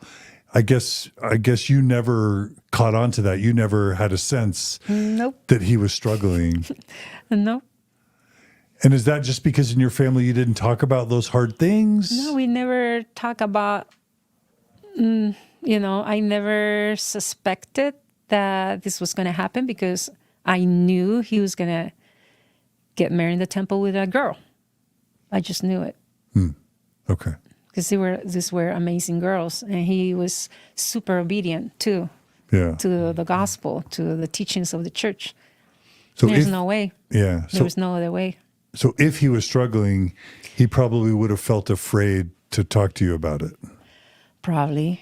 But I never, like I said, I just accept because that's how I grew up. My parents love me unconditionally, and that's how I'm supposed to treat my kids. Love them unconditionally, even though I don't agree with them. You still gotta accept them and love them. So that was my mentality. When I remember him on the phone with me, patiently trying to explain his situation. Can you remember what he said? I was having a hard time. He introduced me to a book with Charlie Bird, Behind the Mask or something. I think it's called Under the Mask or Charlie Bird's book, and I think he slowly was trying to, Without the mask, coming Without the out and mask. coming into God's light. he gave me that book for me to read. And I ate that book. I just read it from front to back. And I was just, and I thought, wow, this is such a wonderful young man. LGBT, you still can be LGBT and love God? I was still kind of like trying to put my thoughts together because I thought, what, LGBT can love God too and love the commandments? So that was something new to me. So that book started to open my heart to LGBT people.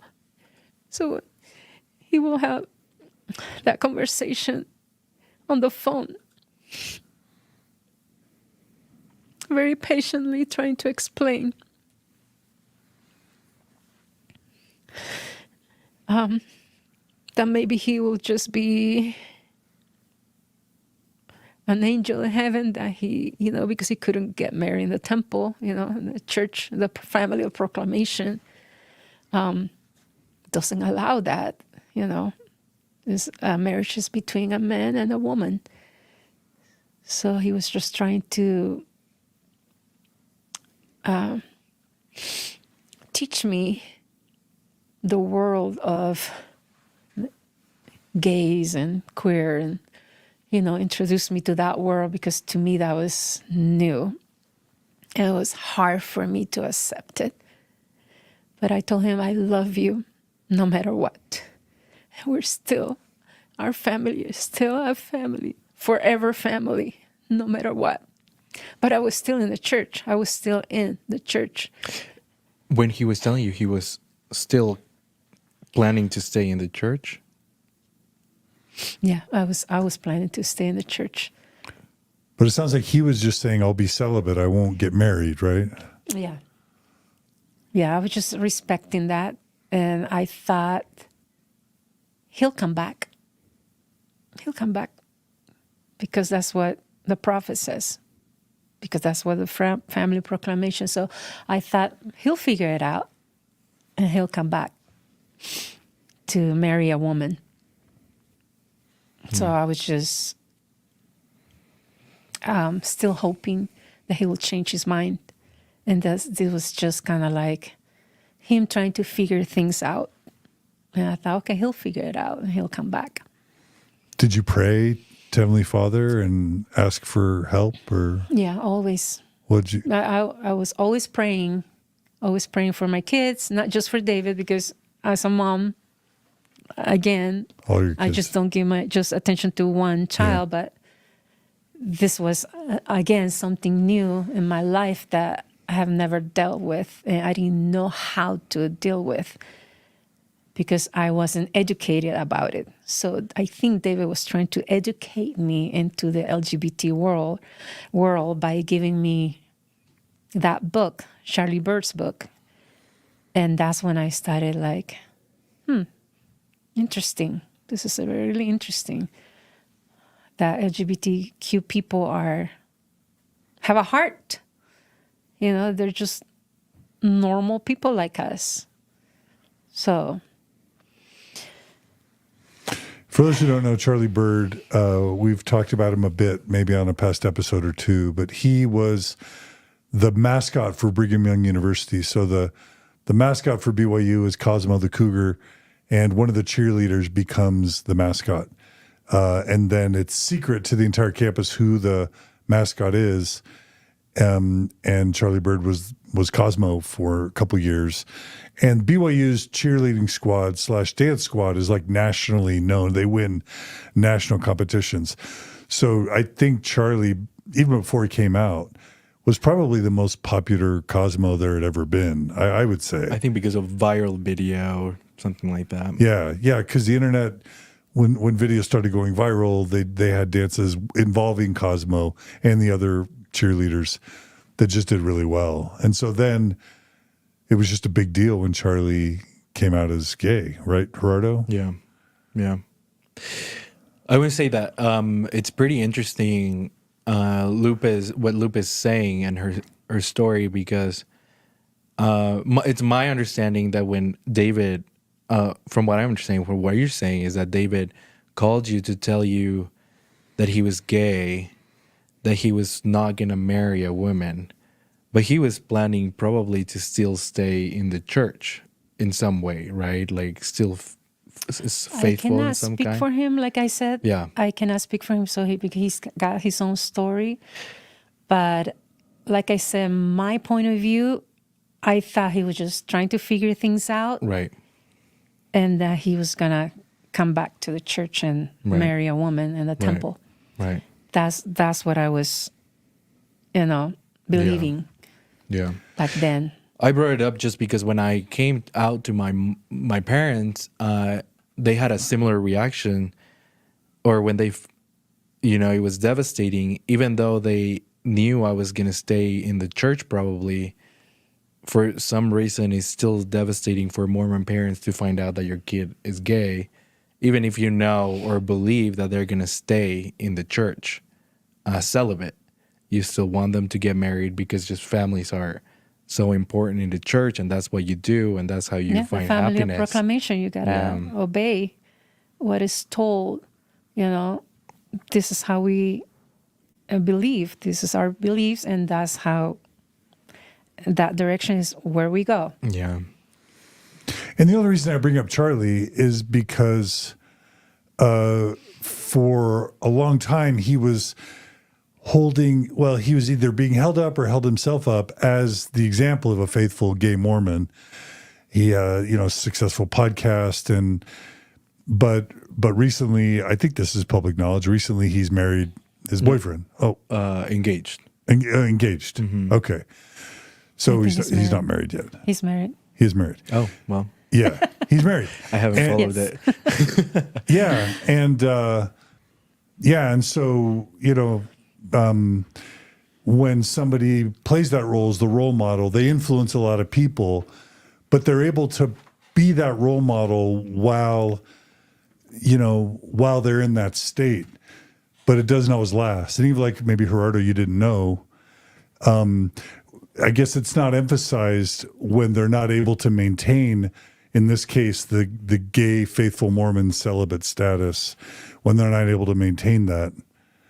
Well, I guess you don't hear about that. I talked to Charlie when I think David was doing Joseph in Technicolor in St. George.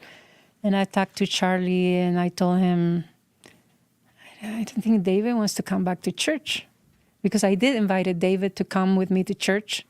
I think I posted that, and Charlie told me, "Oh, he'll come back. He'll come back. This is just a stage he's going through, but he's hurt right now. But he'll probably, come back." Yeah. And I was still hopeful for that too. Yeah. So I just thought I just need to give him some time. And that's He'll what's come back. tricky when these people with good intentions, I believe Charlie has been and is always sincere, and others like him, Yes. but they give gay and LGBT members and also their parents, they give them hope that their kid too can follow that example. And that's what's so tricky, is that you were holding on to the hope of Charlie Bird when Charlie himself just wasn't able to keep that up. You know what I mean?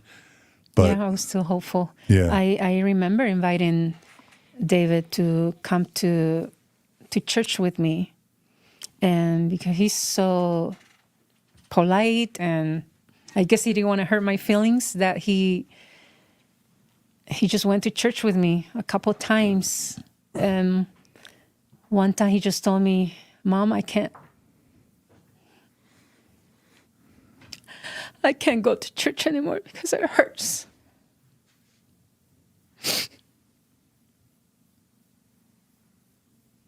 He would just sit in there in sacrament meeting, listening. I don't even remember what they were talking about, but I can't imagine the pain that he was feeling sitting next to me and not feeling welcome. And here I am, hoping that he'll change his mind. to keep obedient. I can't imagine the pain. Sitting in sacrament meeting.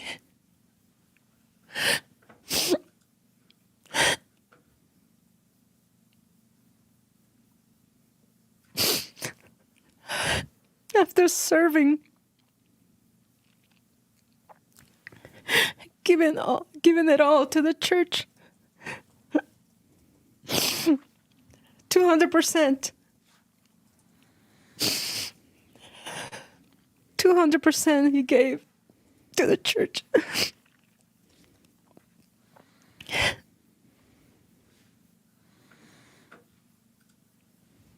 And I feel so bad that I had to put him through that pain to go with me. I can't imagine all this LGBTQ children and adults that are hiding. I can't imagine them sitting in church and listening. The I love you. We love you, but this gospel doesn't work for you. You have to change. I can't believe it's hard for me to, as a mom, your child coming to church with you and not feel accepted. But you as a parent, you just want to be a good example and say, oh, just hang in there, the gospel. We don't have all the answers, but we'll get the answers later. And you have to sit there and take it all, all this, how do I make it work? I can't get married in the temple. How do I make it work for me as an LGBTQ child, plus child? How do I make this gospel work for me? Because it works for me. I can get the family proclamation works for me, no problem. But it doesn't work for the LGBTQ plus. So I just feel so bad. I feel so bad I had to put him through that.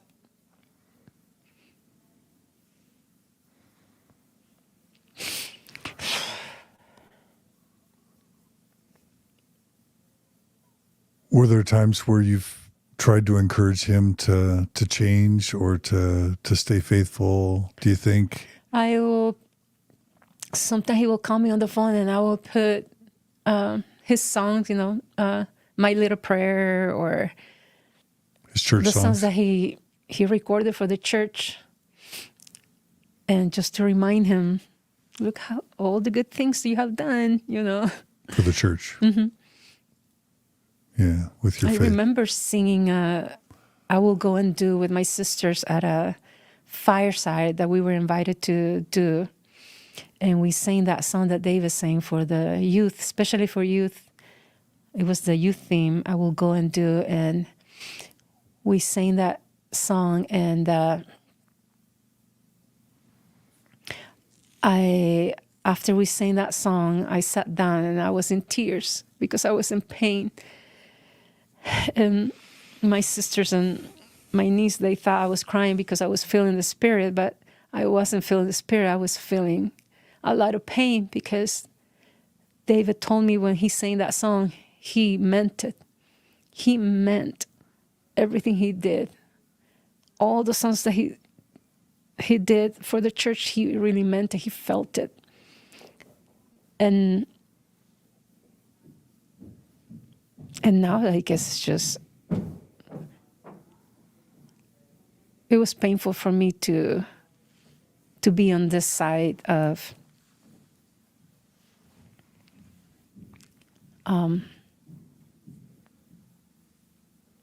just to be on this side, not thinking like that anymore, that mentality of feeling the spirit and feeling good when you're not treated well, where you're not accepted as who you are.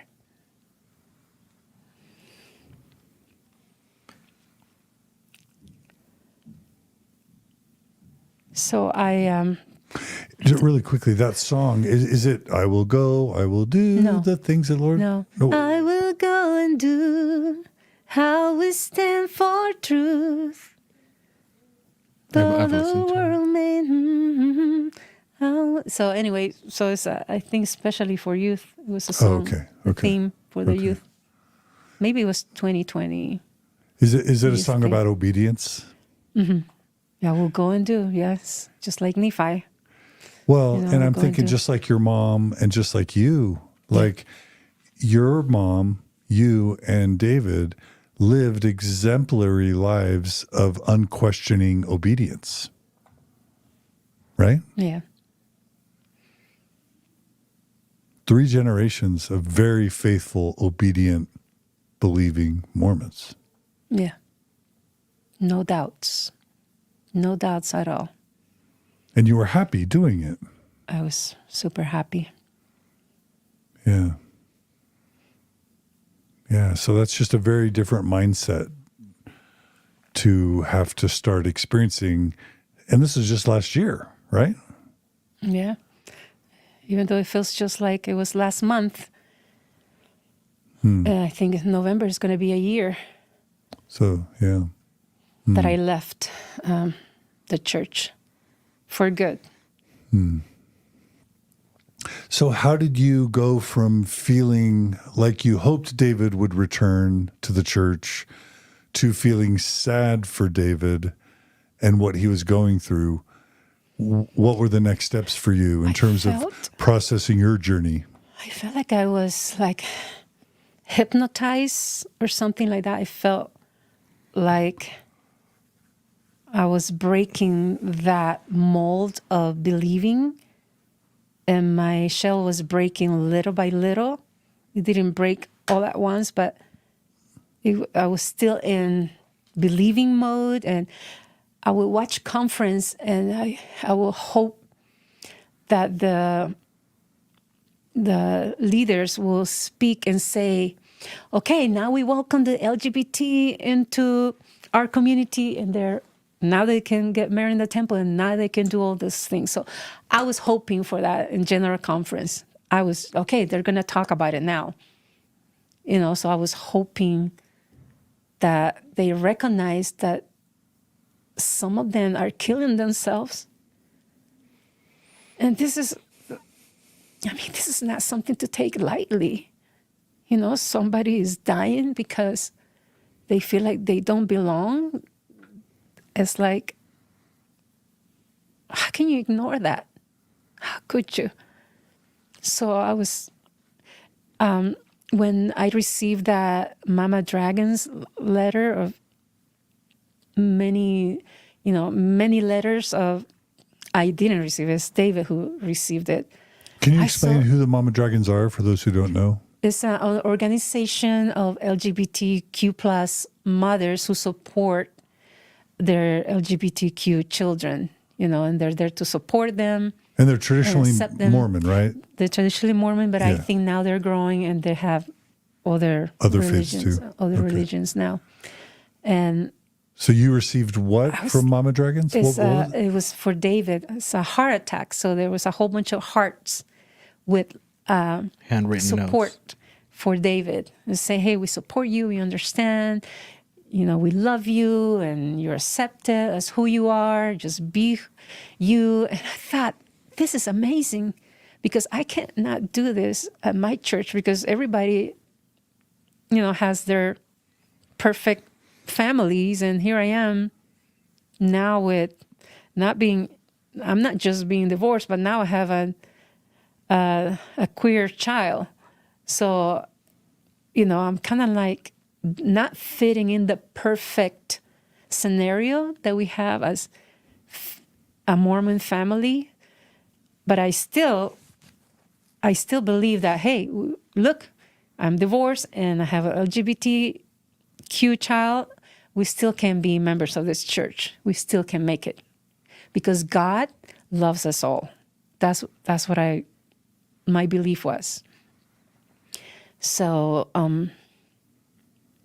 I sat in church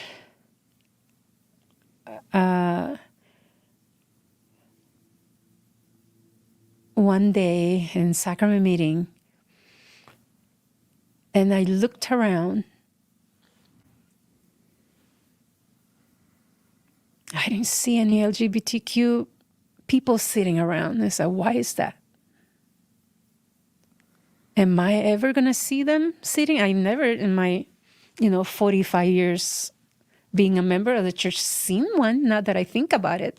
To be honest, right now, I don't think I ever seen an LGBTQ plus sitting at church. If they were sitting there, they were probably hiding. So I looked around, sacrament meeting, and I thought, God loves his children. God is not here. That's when I thought, God is not here. Because God is love. There's no way he's just saying, yep, you belong here, and no, you don't belong here. Can you imagine if they tell, no, Latinos cannot go to church anymore because of their brown skin? How am I going to hide that? How am I going to feel like, well, I can't change. I'm Latina. I have brown skin. God, I know God loves me, but now you're telling me because of my brown skin, I cannot come to church, and now I don't deserve all the blessings. So I think I was seeing like a little bit of light, and I was understanding more of the LGBTQ plus community. Because not only that, but when I wrote to the bishop and told him, hey, I have a faith crisis, so I'm going to step away from the church, I was watching Mormon stories, which were not allowed in the old days, were not allowed because that's anti-Mormon stuff. No, we don't read anti-Mormon stuff. We don't read what my nephew, Willie was trying to tell me bad things about the church. We don't go there because we only read church material and that's it. That's all we do is church material. So I watch, along with my husband, we watch Mormon stories, and I thought, wow, there's a Relief Society president leaving the church. And she had a different story than mine, but why? This is the reason why she left. And there's a bishop that is leaving the church, and all these people that have been serving in the church. And that I thought, oh, these are people like me. This is so cool that I'm not alone.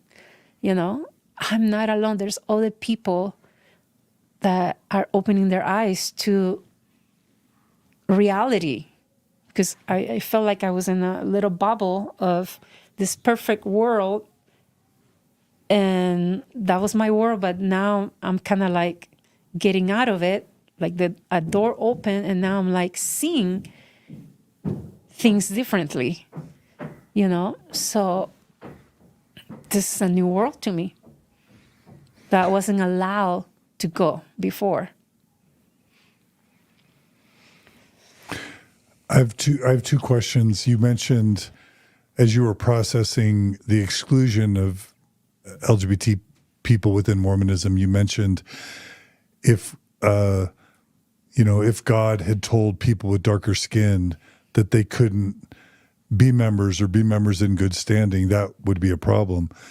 Had you been taught growing up that Africans and African Americans, people with African descent, were excluded from the priesthood and from the temple prior to 1978? I heard, like I said, I never was in church history. I heard about it, but then I put it under the carpet because I thought, okay, this is not good information. But now I felt like I was embarrassed about it.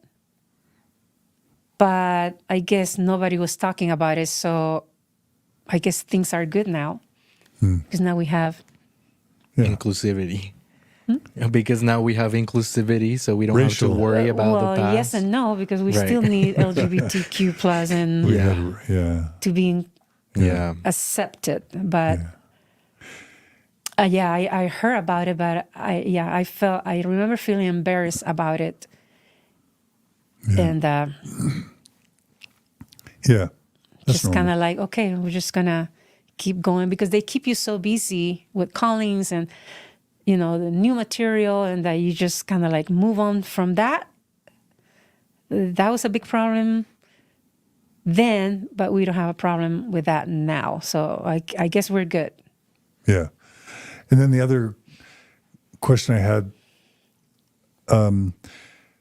I could see a believing Mormon say to you, well, David's situation is different than race, because nobody chooses the color of their skin, but gay people choose to be gay.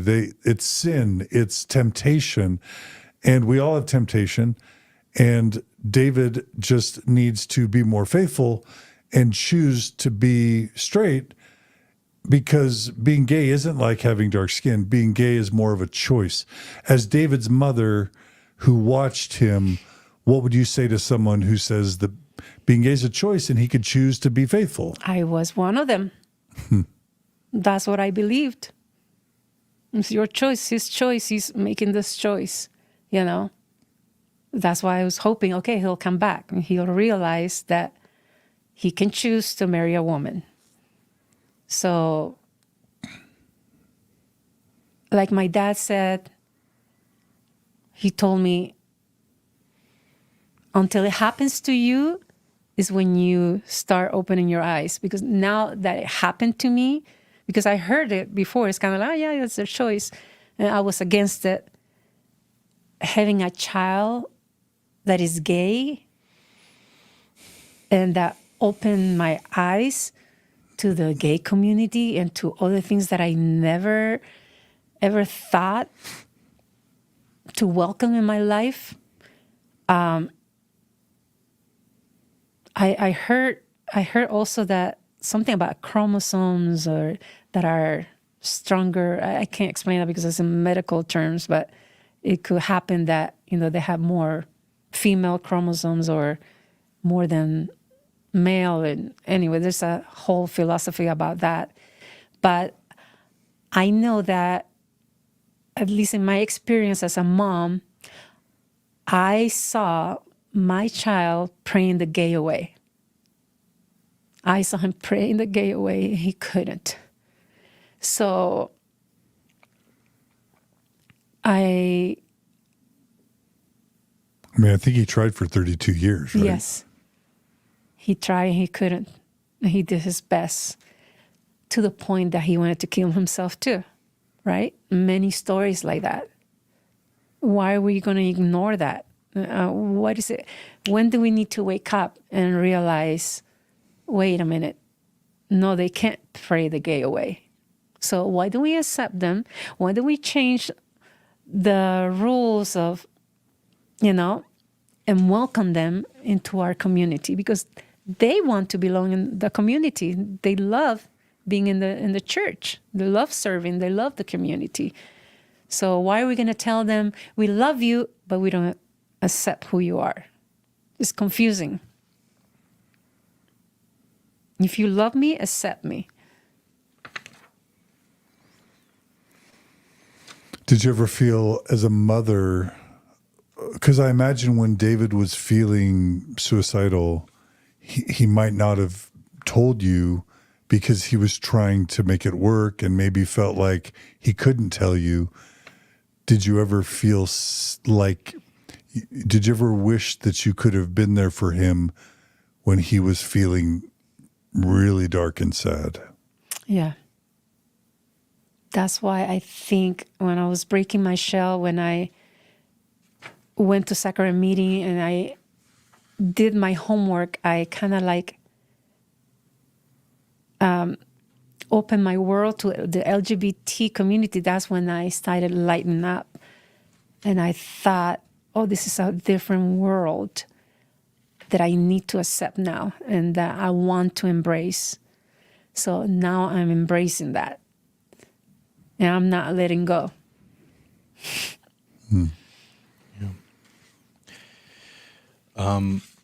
On your outline, you have a story where when you're trying to figure things out with because David has come out to you,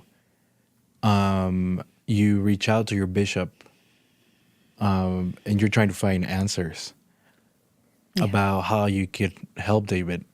And members of the church, including your bishop, always saying, kind of this idea that God loves LGBT people and loves David. Do you want to talk about that? How do you experience that? Yeah, I was having, there was many nights that I sat on my bed in tears of pain because I think I was feeling David's pain when he came out and that Instagram post. I was feeling it, all of it, all the pain. And I was kind of like suffocating. And I just needed to talk to someone. I needed to reach out to someone to be heard. So I reached out to my bishop and I went there and explained to him that how much my son was hurting. And I was hoping for an answer that I was hoping the bishop would tell me, okay, we're going to go talk to general authorities and, we're going to let them know that it's not only your son, but there's thousands of them that are hurting. So I was hoping for that meeting to go like that.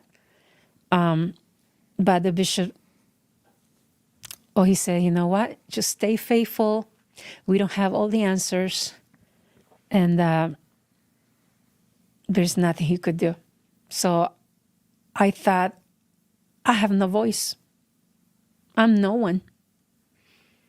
I can't reach out to the prophet. I can't reach out to the 12 apostles and tell them, look, but I'm sure they're aware. I thought they didn't know. So that's why I was trying to reach out as a mom through my bishop so the bishop can pass the word around to the general authorities and tell them, look, this is what's going on with the LGBT community, Please help them, please do something about it. So I was hoping for that, but then I realized I'm no one. They don't know who I am. They don't care. So that was the end. Just went home and tried to keep faithful until I started reading more. I read about the prophet Joseph Smith and the many versions of the first vision. I was in shock. And then it makes sense to me. This is why this doesn't work. Because Joseph Smith was not a prophet, a real prophet like I thought he was. The behind, the things that I never knew. I never knew that the golden plates, that nobody ever saw the golden plates. And that they were taken to heaven. But nobody saw. Emma didn't see the plates either. I never knew that Emma, she was, she never knew that Joseph Smith married other women. Because like I said before, I never was into church history. So now I'm digging into a little bit of the church history and I'm in shock. So you didn't know Joseph Smith was a polygamist? I heard things, but I thought, that's anti-Mormon stuff. So I'm not going there. So I never went there. But it makes sense now that all these things are happening and then that the first vision, it was just an in thing in those days because there was a lot of churches, a lot of priests were having visions. Sorry, I'm moving my hands too much. No, you're not. That's great. But I'm going to try to keep my hands here. But they were having similar stories of seeing angels and all this stuff that I thought, this is similar to Joseph Smith's story. So he's copying all this stuff. And anyway, the story didn't come out until 1830-ish or something like that. 1832 was the first time he ever really told that story that we know of. So that's when I said, that's it. That's why this is not the true church, because the Joseph Smith story, it wasn't true. And that's when I started just going down the hill, do that. I thought sitting with my bishop, I pictured myself going to a temple interview with the bishop, because it was my goal to go to the temple every week. And them asking me questions about, do you know if Joseph Smith is a prophet? Would you support Joseph Smith as a prophet of God? I pictured myself saying nope many times. So I didn't just jump in and, say, hey, here's my temple recommend. I don't want it. I picture myself trying to pass all those questions, and I couldn't get there. It's like there's no way Joseph Smith was a prophet of God. So that's when I decided I just want my records removed from the church, because I don't support these beliefs anymore. It's just, everything's just kind of like a lie and a fantasy. And I've been lying for 45 years. I don't want anything to do with these beliefs anymore. It doesn't work for me. It doesn't work for my family. It's never going to work for me. So I just decided to give up my membership. How long ago was that? That was last year. I think it was around that time, November, December. I'm not sure exactly the date. Mm-hmm. But so you resigned your membership from the church? I resigned because I couldn't pass the questions anymore of going to the temple. It's like, I just can't do it. I want to talk about that decision, but before I do, did you study the Book of Mormon itself, the story, the Lamanites, the DNA? No. Did you research the truthfulness of the Book of Mormon as a history versus not as a history during this time? No, it was all about the feeling.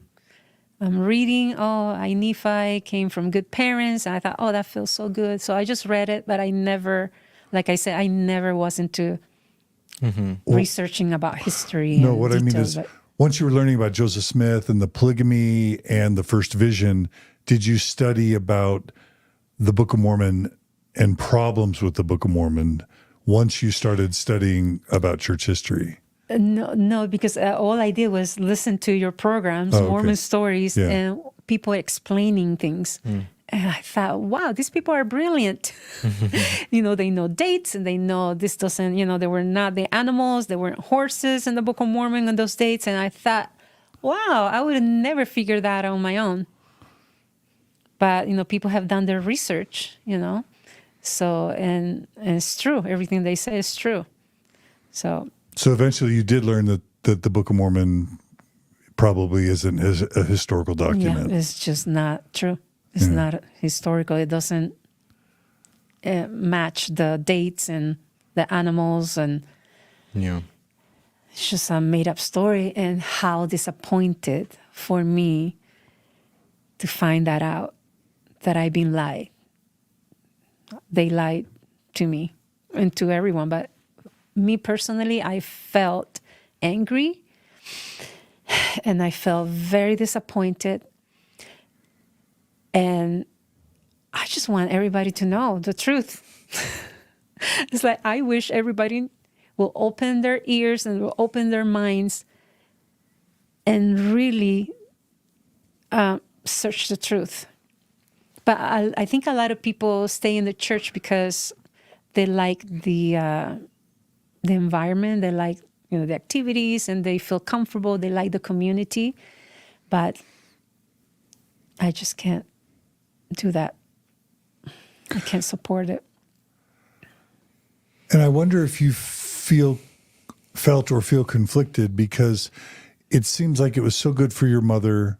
It was so good for your early family, your sisters, all the singing, all the happy memories. You come to the United States, you get, you learn another language, you end up getting married, you're having 5 kids.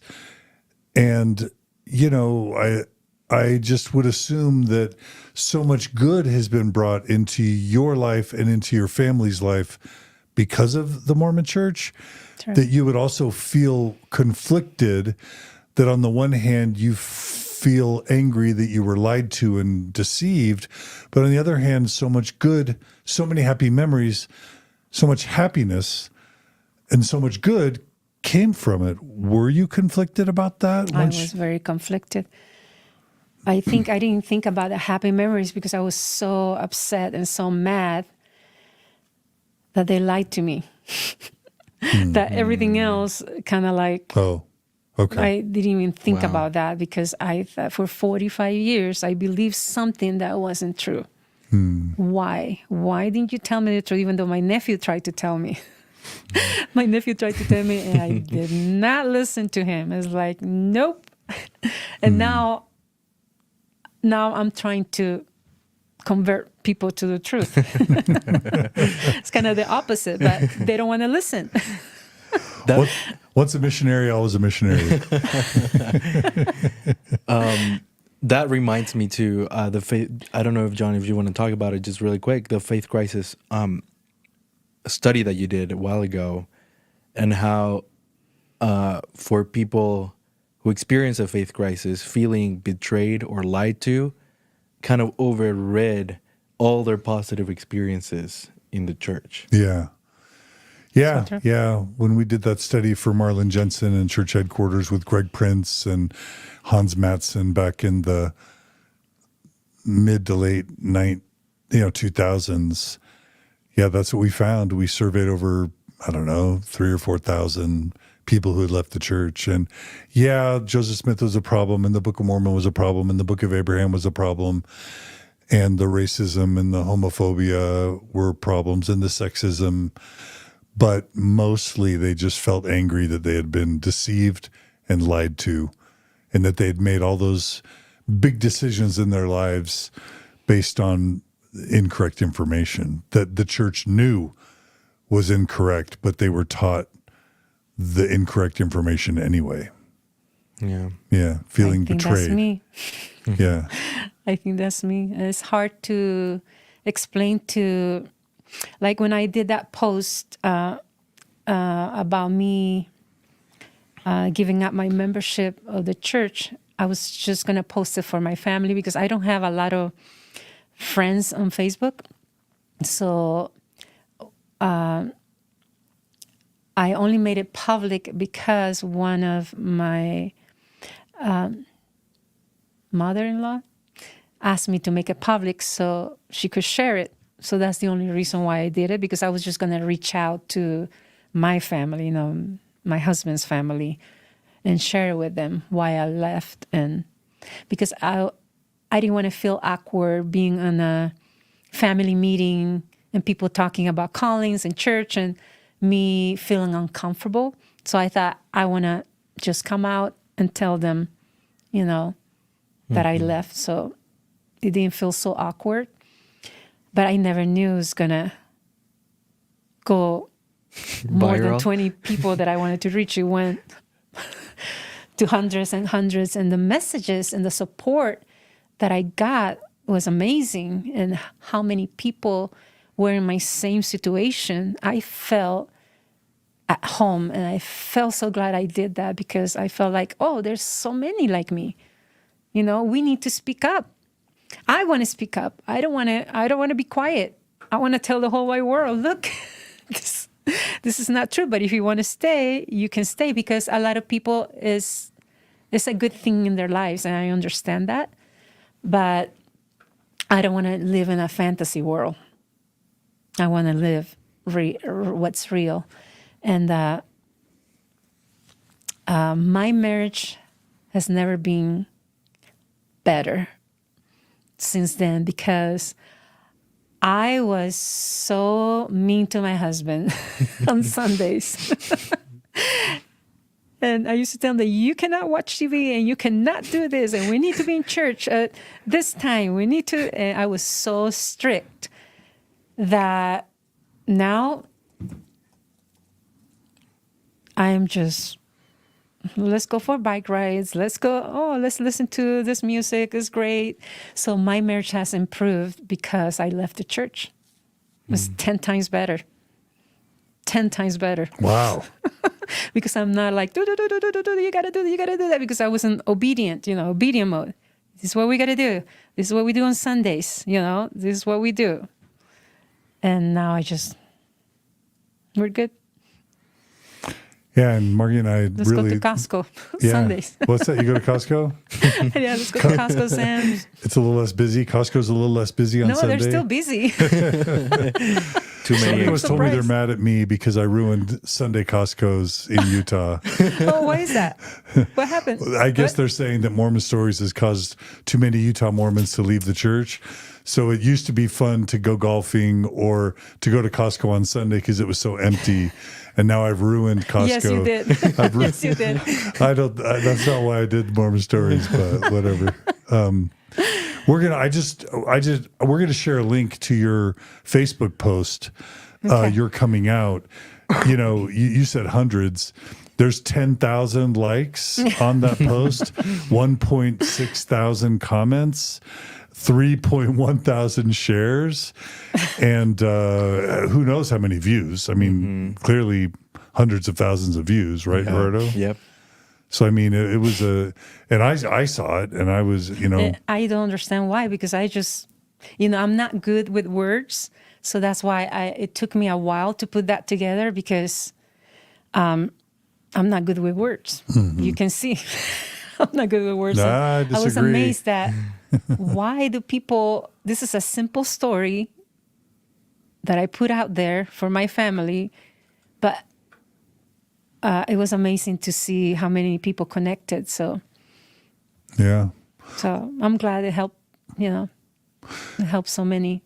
So many people are suffering in silence. So many people think they're alone. So many people feel betrayed and have left. And then so many people have LGBTQ friends or family. Like, there's a lot of people that care about these things, that were moved. And it's so courageous. And it's more courageous when you're somewhat of a public figure. Sometimes public figures just keep it quiet because they know it'll be upsetting to so many people, or they're afraid of what might happen. So there was a level of courage, I think, in what you did. I just felt that I needed to be honest, because I want to live an honest life. I like honesty, so I'm not afraid of people knowing the truth. So. Was it difficult? I imagine, at least at the time, you still had believing children and you still had believing sisters, maybe, and your mom. What was it like with your believing family members for you to come out so They were publicly? so amazing. Really? I have an amazing family. Even though they don't agree with me, we still hang out. We still have family parties. But I heard so many people not talking to, their parents or their children because they leave the church. So it ends up, instead of uniting, the church uniting the families, it separates them, because now you don't believe the same as they do. So it's kind of complicated. But I was lucky that my family still loves me and we still hang out. We still talk to each other. So we're good. I got lucky. I have a great family. Yeah, because a lot of times it's like, why do you have to criticize the church? And why are you becoming anti-Mormon? And believers get upset when you simply just speak your truth or bear your testimony in a different direction. Yeah, it's sad what happens. But that It's didn't really happen sad. to you. No, it didn't happen to me. But, it doesn't mean that they agree with me Right. because they still have, a strong testimony. So we try to respect each other's beliefs, even when we don't like it. We don't like it. I don't like it, but I wish they'll come to my side someday. But if they're happy, I'm okay with that. Was there a point where to David or to your nephew or anyone that you kind of said, I'm sorry, or anything? I did. Like, I said, what did you tell me? What did you get mad at me and tell me, Mom or Tia? It's like, come on, wake up. that's what you said to your nephew? Yeah, no, I haven't talked to him, but I always tell my sister, please tell Willie that I'm sorry. I'm so sorry that I did not listen to him. So that's all I can do. What about David? I apologize too. I said, why did you say, Mom, I need you. Mom, wake up. But they were so respectful. My kids have been so respectful. Well, I guess there was a daughter too, right? Who even before David, right? Yeah, there's a couple of them who left. So they have their own story, so I'm not going to say anything. Right. So. But you did. But they left, and that was painful for me to see them leave. Just like it's painful for me now to see the family that are still in. Yeah. Yeah. But with the ones who have left, I guess you're able to. Now we're good. Yeah. Yeah. I bet Like, that's let's nice. bring more people. Oh, but I bet it's nice to not have those differences with them. Yeah, it's beautiful to just speak up and be comfortable with each other and, say things that is not going to offend the other person. It's just wonderful. Yeah. Wow, so beautiful. And so if somebody says you can't be happy, I mean, you were really happy as a Mormon. Yeah. And you felt the Spirit and you felt really good. And then there's always this teaching that wickedness never was happiness and that leaving the church is wicked. Like the worst people in Mormon theology are the ones who believed and then left.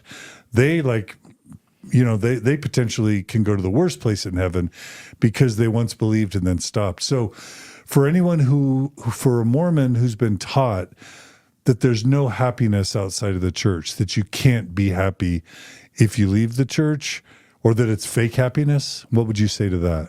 No, it's not true. My fear was, okay, I'm not going to have the Spirit with me anymore. But I realized that I am 10 times happier now than I ever was. So Really? the thing that the faith transition is what's painful. So that's when people tell you, oh, you don't have the Spirit. So see what causes all this pain because you left the church. But I was mad. I was sad. I was feeling all this emotion, not because I did not have the Spirit. It's because I was in pain of all the lies that I believed. And that was, when you see somebody through a faith transition, is because they're in pain. And you have to go through those emotions first until you make it into the light again. Because I feel like I was digging deep in the waters, and then little by little, I was just going up and up and up. And I was like, whoa, okay, here I am. And I'm okay, and I'm super happy. And yes, I can make decisions. And yes, I still have spiritual experiences. And yes, like even yesterday, I felt so happy. I gave money to a homeless person because I don't pay tithing anymore. That money is going to, I decide what to do with that money, because the first thing I did was to give my tithing out of my paycheck. The first thing I did is like, I got to pay my tithing. Now I don't pay tithing. Now I give it to whoever needs it. It's beautiful. I get to think on my own, and I get to make decisions. Me and my husband make decisions, and it's just a wonderful life. I couldn't be happier. I couldn't be happier. And the only sad thing is that I have stopped praying, because now I have to reconstruct who God is again. I don't know who God is anymore. So that's another journey. I have to figure it out. Where is my God? But I know he's a loving person, a loving God. I don't know how to call him, her. I don't know where I'm at now, that all my beliefs are just, now I have to start all over again. And I'm still trying to figure out where do I go? What do I think? How do I restart my belief about a loving God or a God? And now I understand why people go atheists and people go, and I understand why they do that. Before I thought, oh, they're mean. They're not good people. But I'm still trying to figure that out. Prayer, how to pray and who to pray. So I'm in that journey, but I'm super happy. So I guess same with beliefs in Jesus. It sounds like you're not sure anymore. I'm not sure anymore, because if the Book of Mormon was true, is the Bible true? Now that's my question. Is the Bible a made-up book too? So I haven't gone there. It's been too much for me to figure that out right now. It's like I don't know what to believe, but I do want to believe in a superior, being. So I'm still in that journey. So do you feel like a hole inside, or do you feel pretty full and complete? I feel full. You do? I am full. I'm just me. I just love who I am. I am grateful for this journey. It's been very difficult, but I'm super happy where I'm at. No regrets. No regrets. What's it been like to see David and all your children, I guess, living an authentic life as themselves instead of as... It's beautiful. Yeah? It's nothing more beautiful than to be yourself and to be accepted for who you are. Nobody's pointing the finger, nobody's saying, well, you need to do that, you are this, and we don't do that. We're just good. Super happy family. Yeah, that's awesome. Love it. Well, I just, Gerardo and Margie and I and all of us here are just so grateful you were willing to come on the show. You're such a delightful, shining light. You're such a positive and fun and spunky and thoughtful person, and it's always hard to speak up. So when somebody is as thoughtful as you is willing to speak up, we're just all so really grateful. And are there any final messages you want to leave with people? Final words of hope or encouragement to anyone? I would love to see, the message I would give is for families of any religion to not put the religion first, but put your family first. Let's unite, let's love each other, and let's live in authenticity. So that's my message I would love to give. It's just be who you are and love each other, but put your family first. Family are more important than beliefs, you're saying? Yeah. Beautiful.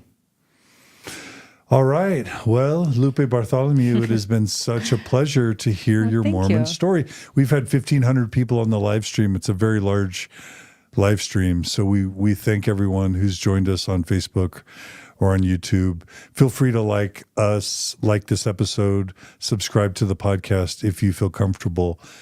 But we're really grateful for everyone who has joined us or will join us. We couldn't do it without you.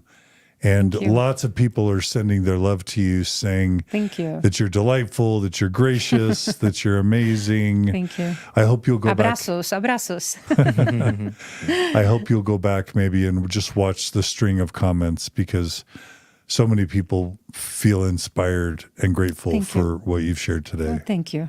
Yeah. Thanks to all of them for their support too. Yeah. Thank you. Thank you, guys. Yeah. And Gerardo, we couldn't do this without you. So thanks for helping to make this happen. Yeah. Thank you. It's good to have you here. Yeah. Thanks, John. And we're gonna maybe pause and then record a Spanish only interview Híjole. to have you tell your story in Spanish. Okay, bueno. And Okay. Gerardo's gonna take control, and I'll be the support. Okay. And Muchas we'll gracias. share it with los Latinos del mundo. Okay, muchas gracias. Yeah. Thank you so much. Yeah, my pleasure. I appreciate it.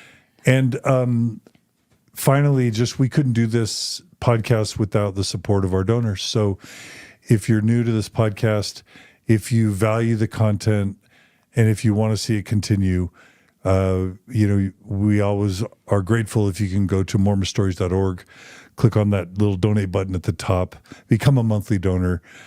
Those contributions, we're a nonprofit, we're transparent in our finances, and we rely on those contributions to pay our staff and to keep the lights on and to keep the quality hopefully high for you.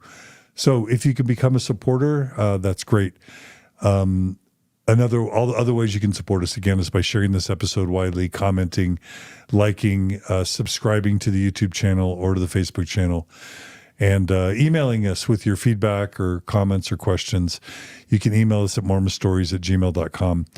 And of course, we always love to have other good stories to tell. So if you or someone you know would be an amazing guest like Lupe, please reach out and let us know. All right, Lupe. All right. Thanks so much for coming on. Good Thank luck. you. All Thank right, you. Stay in touch. We'll see you soon. Okay, we will. Thank All you. right. Thanks again, Gerardo. And thanks, everyone. We'll see y'all again soon on another episode of Mormon Stories Podcast. Take care.